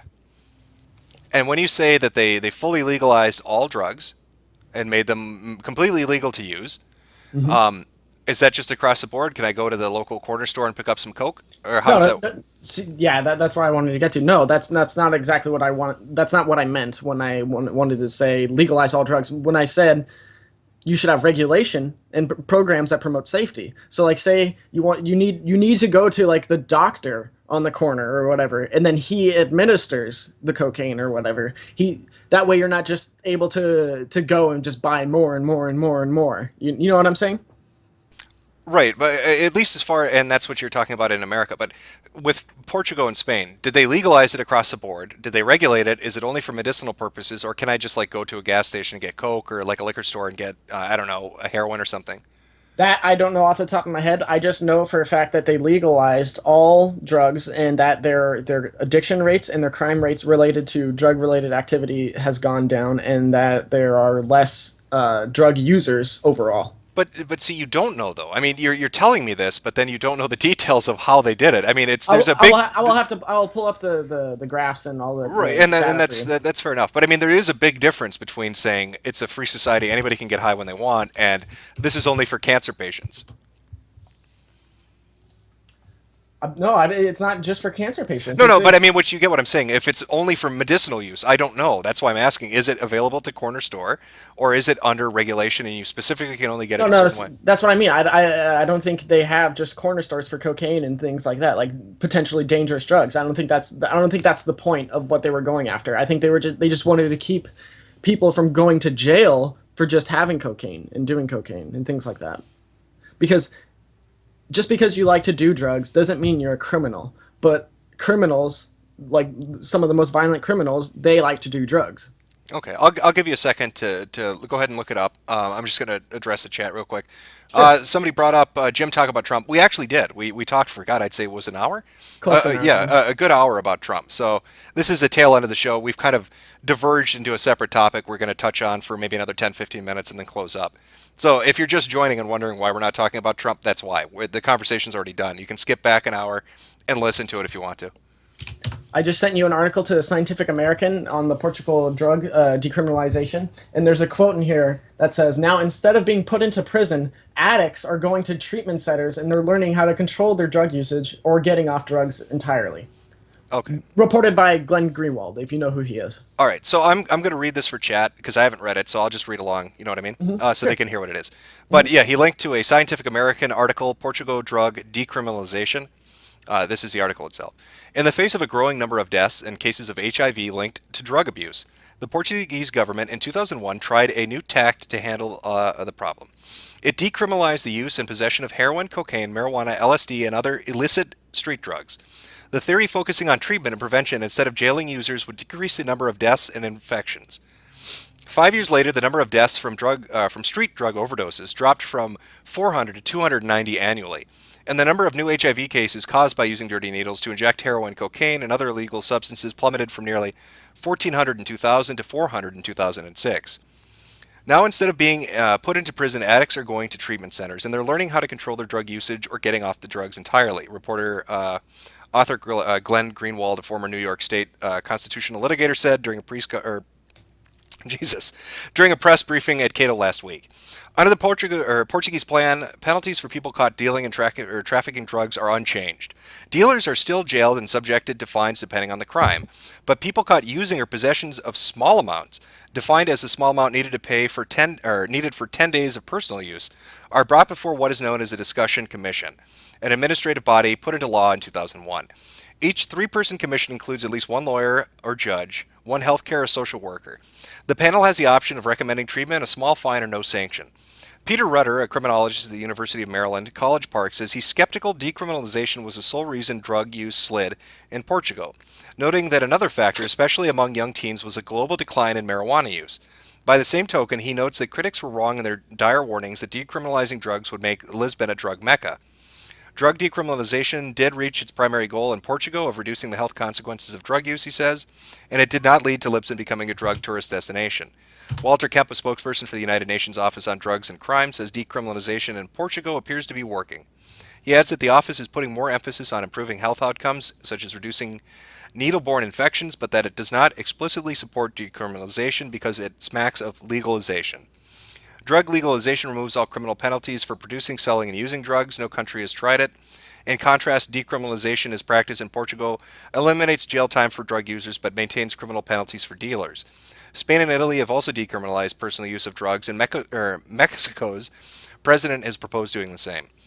A spokesperson for the White House Office of National Drug Control Policy declined to comment, citing the pending Senate confirmation of the office's new director, former Seattle Police Chief Gil Karliski. But that's the end of it.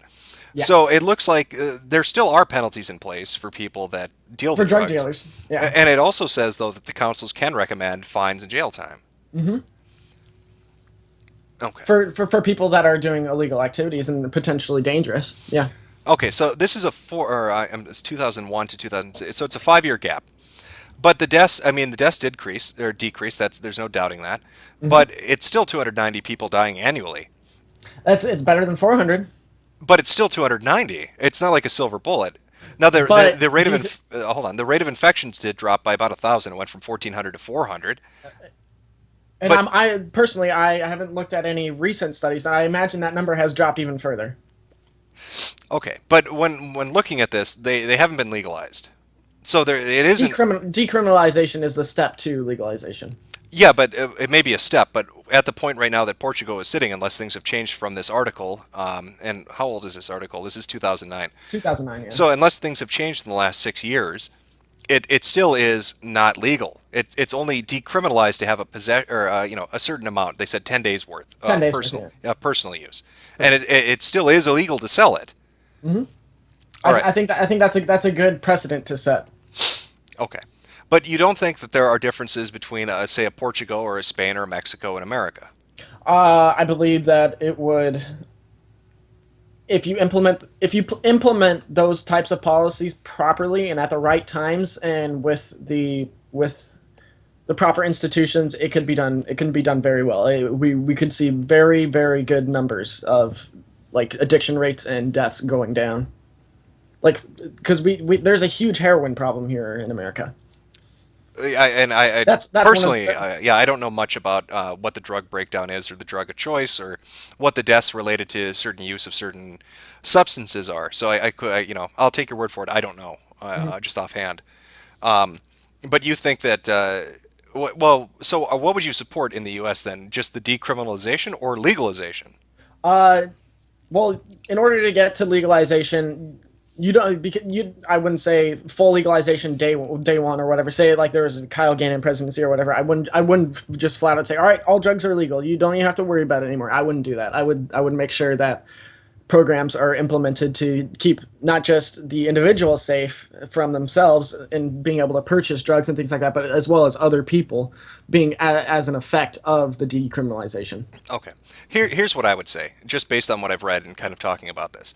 I think when you look at Portugal, the reason that you haven't seen an increase in deaths and other things is specifically because it's been decriminalized, but not legalized. And what I mean by that is dealers are still getting arrested. Uh-huh.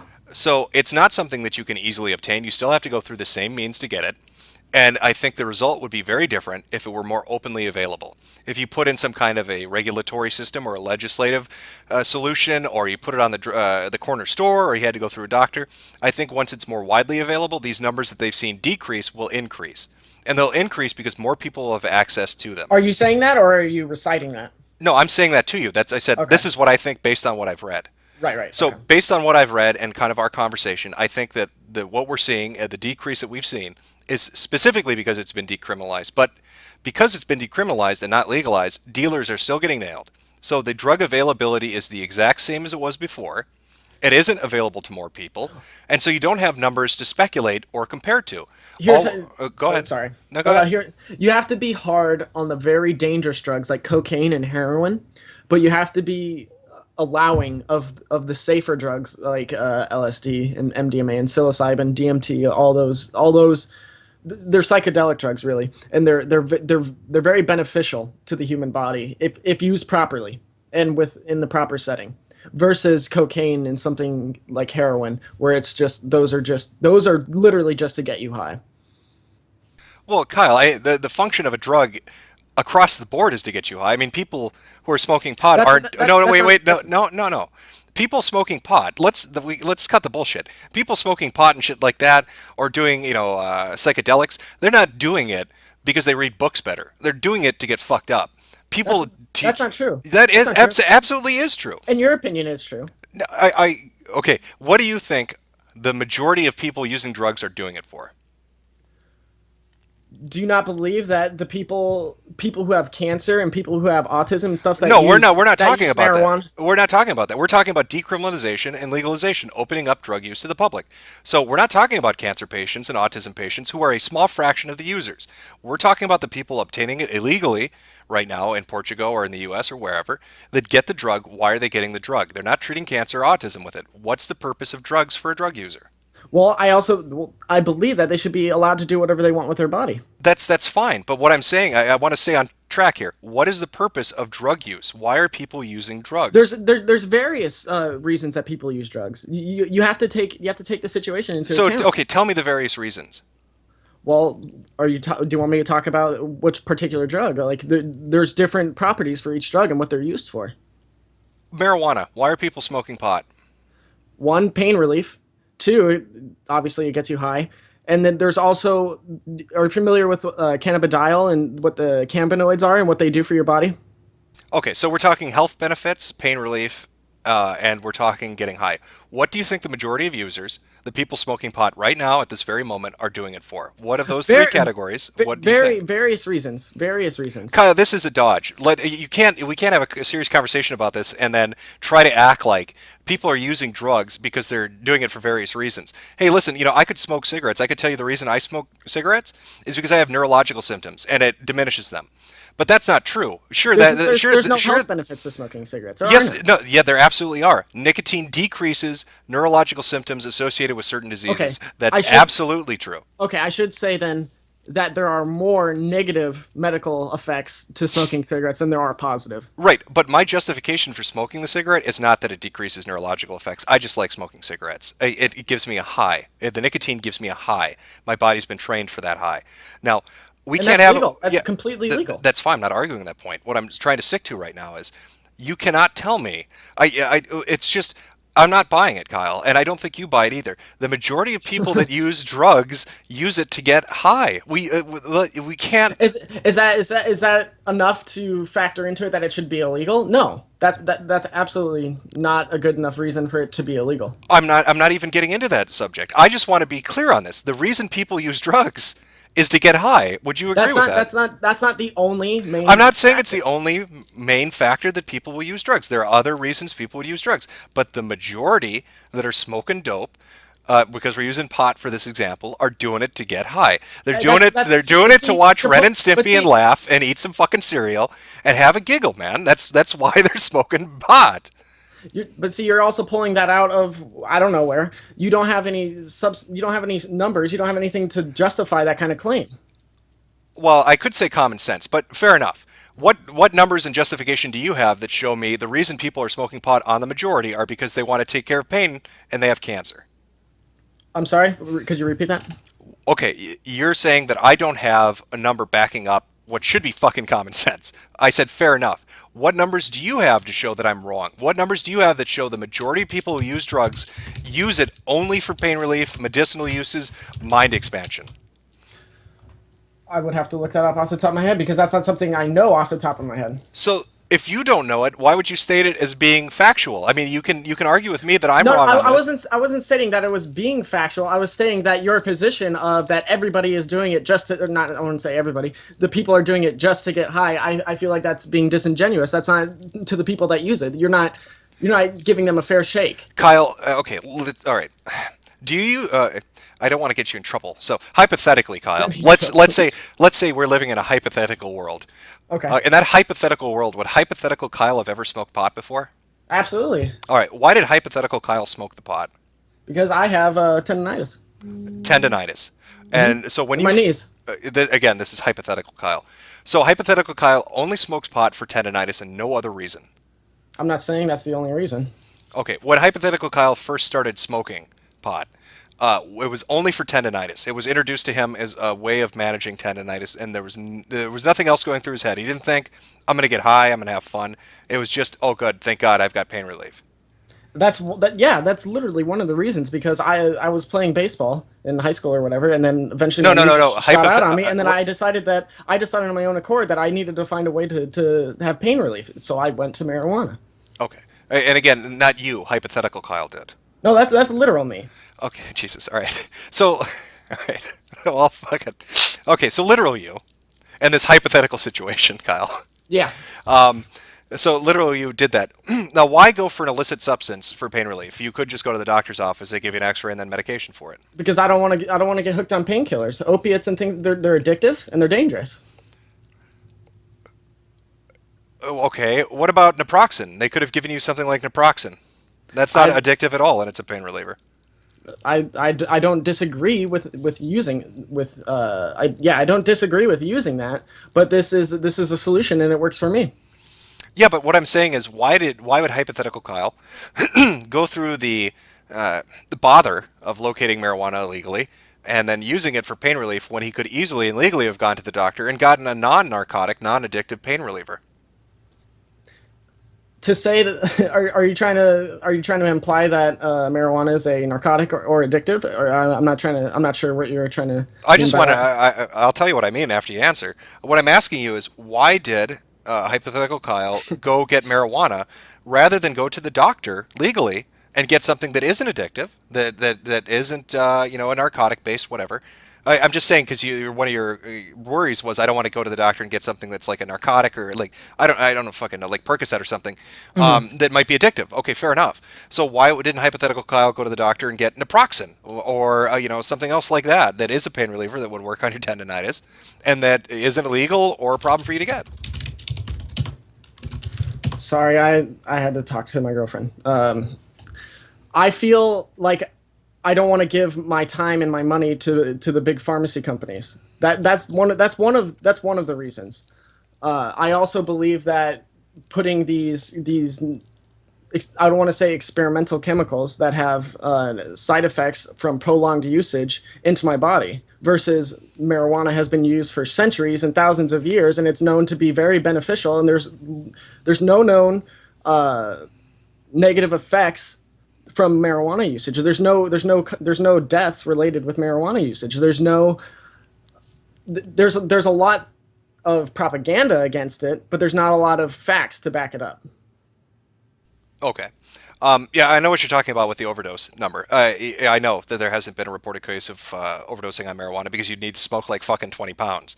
You know what I mean? You'd have to ingest a ridiculous amount of marijuana to die from overdosing on it. However, I don't think it's fair that you necessarily say, oh, I don't like pharmaceutical companies, marijuana's... It's this idea that natural... I'm not saying that pharmaceutical companies are bad, but for when I can get something that's very practical and easy access, instead of paying way out of pocket for pills and things like that, because those do get rather expensive. Okay, do you grow your own antibiotics? Do you got like melon sitting on the counter when you cut your arm?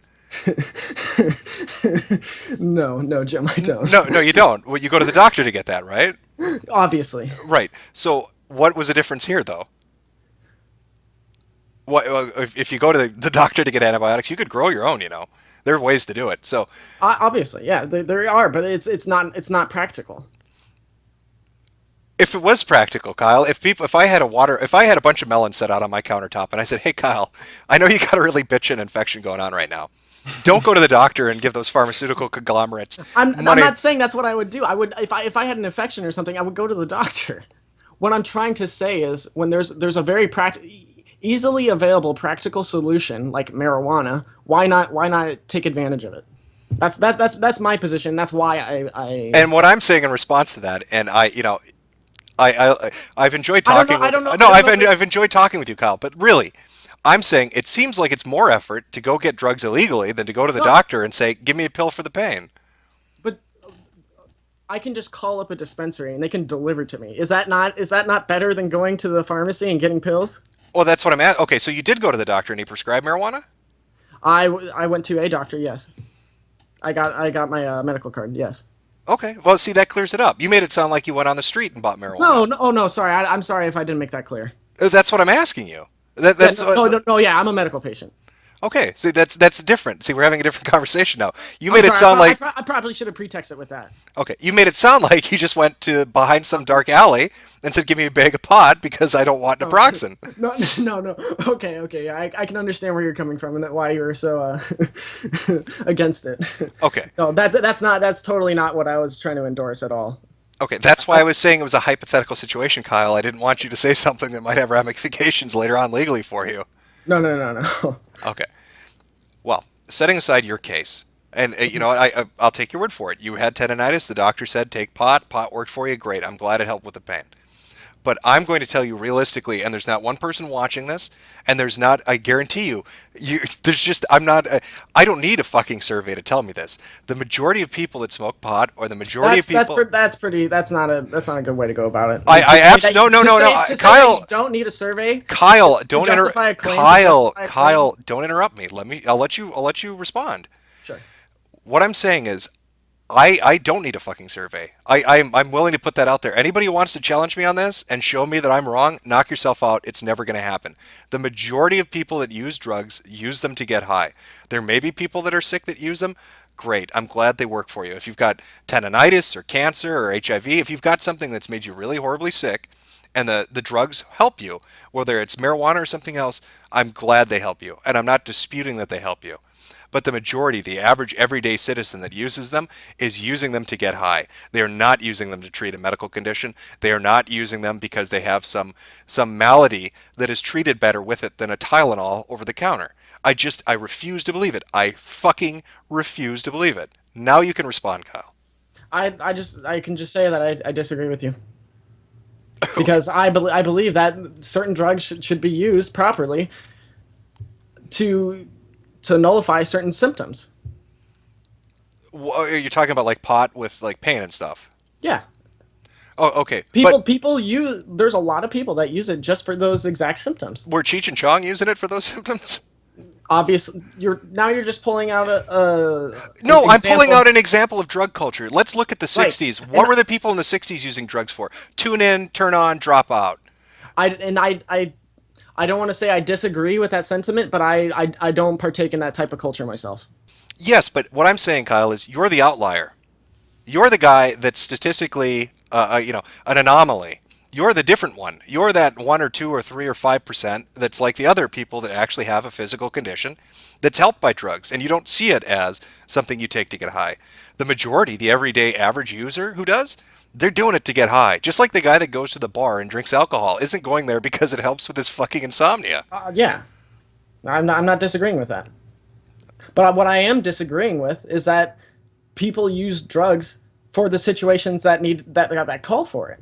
You can't just say that people are all, not want to say all, but the majority of people that smoke marijuana are doing it just to get high. That's not being genuine. No, that's being not just genuine. That's being fucking factually accurate. What do you imagine? Let me ask you this. What do you imagine? What do you think the breakdown statistically? And I know you don't have the numbers. That's fine. I'm just asking you to guess. Okay. What do you think the breakdown is? How many people, percentage-wise, do you think that smoke? Let's just stick with pot. Smoke pot only for the reasons that you've outlined. They're not doing it, like I said, to get high. What would the percent be? I would say somewhere in between 50 to 75%. You are fucking insane, Kyle. Are you serious? You think that 50 to 75% of people smoking pot are smoking it for medicinal uses? Oh, no, sorry. I thought you meant for recreational usage. Yeah, I'm saying, I was asking you because you're like, it's not the majority. But if you're telling me 50 to 75%, then it would be the majority. But you got to take into fact that those people. Sorry, I said that wrong. You have to take the fact that those people probably are using marijuana to treat other symptoms as well. You can't just say you just said recreational. Yes, but that doesn't mean they can't use it for other things as well. Okay, I'm saying, I want you to give me a number of people just using it to get high. What do you think the statistical number just to get high, nothing else? That's something I can't pinpoint on. No, I'm asking you to guess. Just throw out a number. I want to know where you're coming from with this. So give me a number, what you perceive as the number, the statistic of people smoking pot just to get high is. I don't know. I would have to guess somewhere around at least 50%. Okay. That's just a guess. I wouldn't even say it's an educated guess. It's just a guess. I'd say you're way off on that. But even from that standpoint of 50%, you're quibbling with me about a percentile. Not even a percentile, a fraction of a percentile. When I tell you the majority of people smoking pot are smoking it to get high. I just disagree with that statement. But I'm using your own numbers. You said 50%. So we're quibbling about a tenth of a fraction. That's not, okay, I should just say I don't know at that rate because I don't. But that's why I'm asking you to guess. I mean, I don't have like surveys in front of me. I don't have statistics in front of me. So we're just having a conversation. So I'm asking you from your heart, what do you think? I'm asking your own opinion, not survey backed, not fact based. That's what I'm trying to say is that's not something I can honestly guess. That's not something I can make an honest estimate about. So if you can't make an honest estimate about it, how do you know I'm wrong? How do you know you're right? How do you know you're right? No. Answer me first. How do you know? How do you know I'm wrong? I should say this. I don't believe that you're completely wrong, but I don't believe that you're being truthful in your statement. That's saying that most people that are doing it just to get high. You think I'm intentionally lying to you? No, I didn't say you're lying. I just think that you don't know all of the facts and all of the data to be able to warrant a statement like that to be true.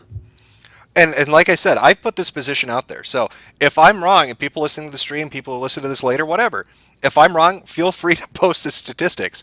But it will be a cold day in hell when you show me a number that says the majority of people smoking pot or doing drugs aren't doing it to get high. That's just not human nature. That's not the reason we use drugs. I'm telling you, I know you may not believe me, Kyle, but I'm telling you on this one, I am right. I am 100% right on this one. And if you can get the numbers and show it to me, then and prove it, then I will accept it. But until then, I just disagree with that statement. Okay. All right. So we went a little over time here. We'll leave it with that. It's a friendly disagreement. Yeah. Okay. Well, I thank you for coming on, Kyle, talking about Trump and then, talking about drug use and stuff. We kind of went a little off topic on that, but whatever. It's a stream. There's no set schedule. Again, thank you for coming on. And it's always nice talking to you, Jim. Yeah. Have a good weekend, man. Yep. Oh, wait. If anybody wants to follow me on Twitter, It's at the Ganic. Okay, go ahead and throw it out there. How do you spell it?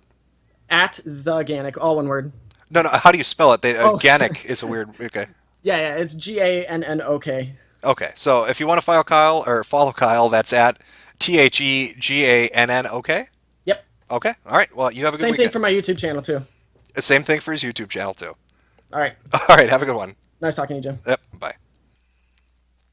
All right. So we went a little overboard on our time, a little longer than I expected to go, but it was an entertaining conversation nonetheless. He brought up his opinions on why he thought Trump was wrong, and again, it's a little vague. Even reading through it, it's really kind of hard to pinpoint what Trump's position on the database thing is. He had the interview with Yahoo News, and then he had the interview with MSNBC. So it's hard to pinpoint down. He didn't really give a straight answer. So it could go one way or the other, really, to be honest with you. And then we had the Rand Paul supporter on earlier, who shared his position on why we should stand with Rand, if you can find him when you're standing, because you'll have to look down. And then talked about drug use. Again, I put this challenge out to anyone. I'm willing to admit if I'm wrong, but I'm going to just say 100%. The majority of people using drugs are using it to get high. There's no other reason that they're using drugs. I'm not discounting the fact that there are people who have illnesses and use them, but the majority that use them are doing so to get high. Just like the majority of people that drink alcohol do so to get drunk. There's always an outlier. There's always a statistical group that does it for a different reason. But common fucking sense. You're not going to sway me unless you've got some really fucking compelling evidence. But we're gonna leave it at that one. Thanks for coming out to the stream. Next week we're going to have oh my god, actually, yeah, let me tell you about next week. I've got somebody scheduled for a libertarian candidate, so I think that'll be interesting. I want to make sure I get his name right. Pull it up here real quick.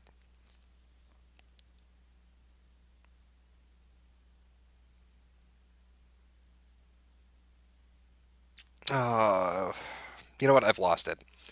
Whatever. Next week we've got the Libertarian candidate supporter coming on, and they'll pitch their candidate. If you have a candidate you don't like, you want to condemn a candidate, you can come on just like Kyle did at the end of the show. We'll give you an hour.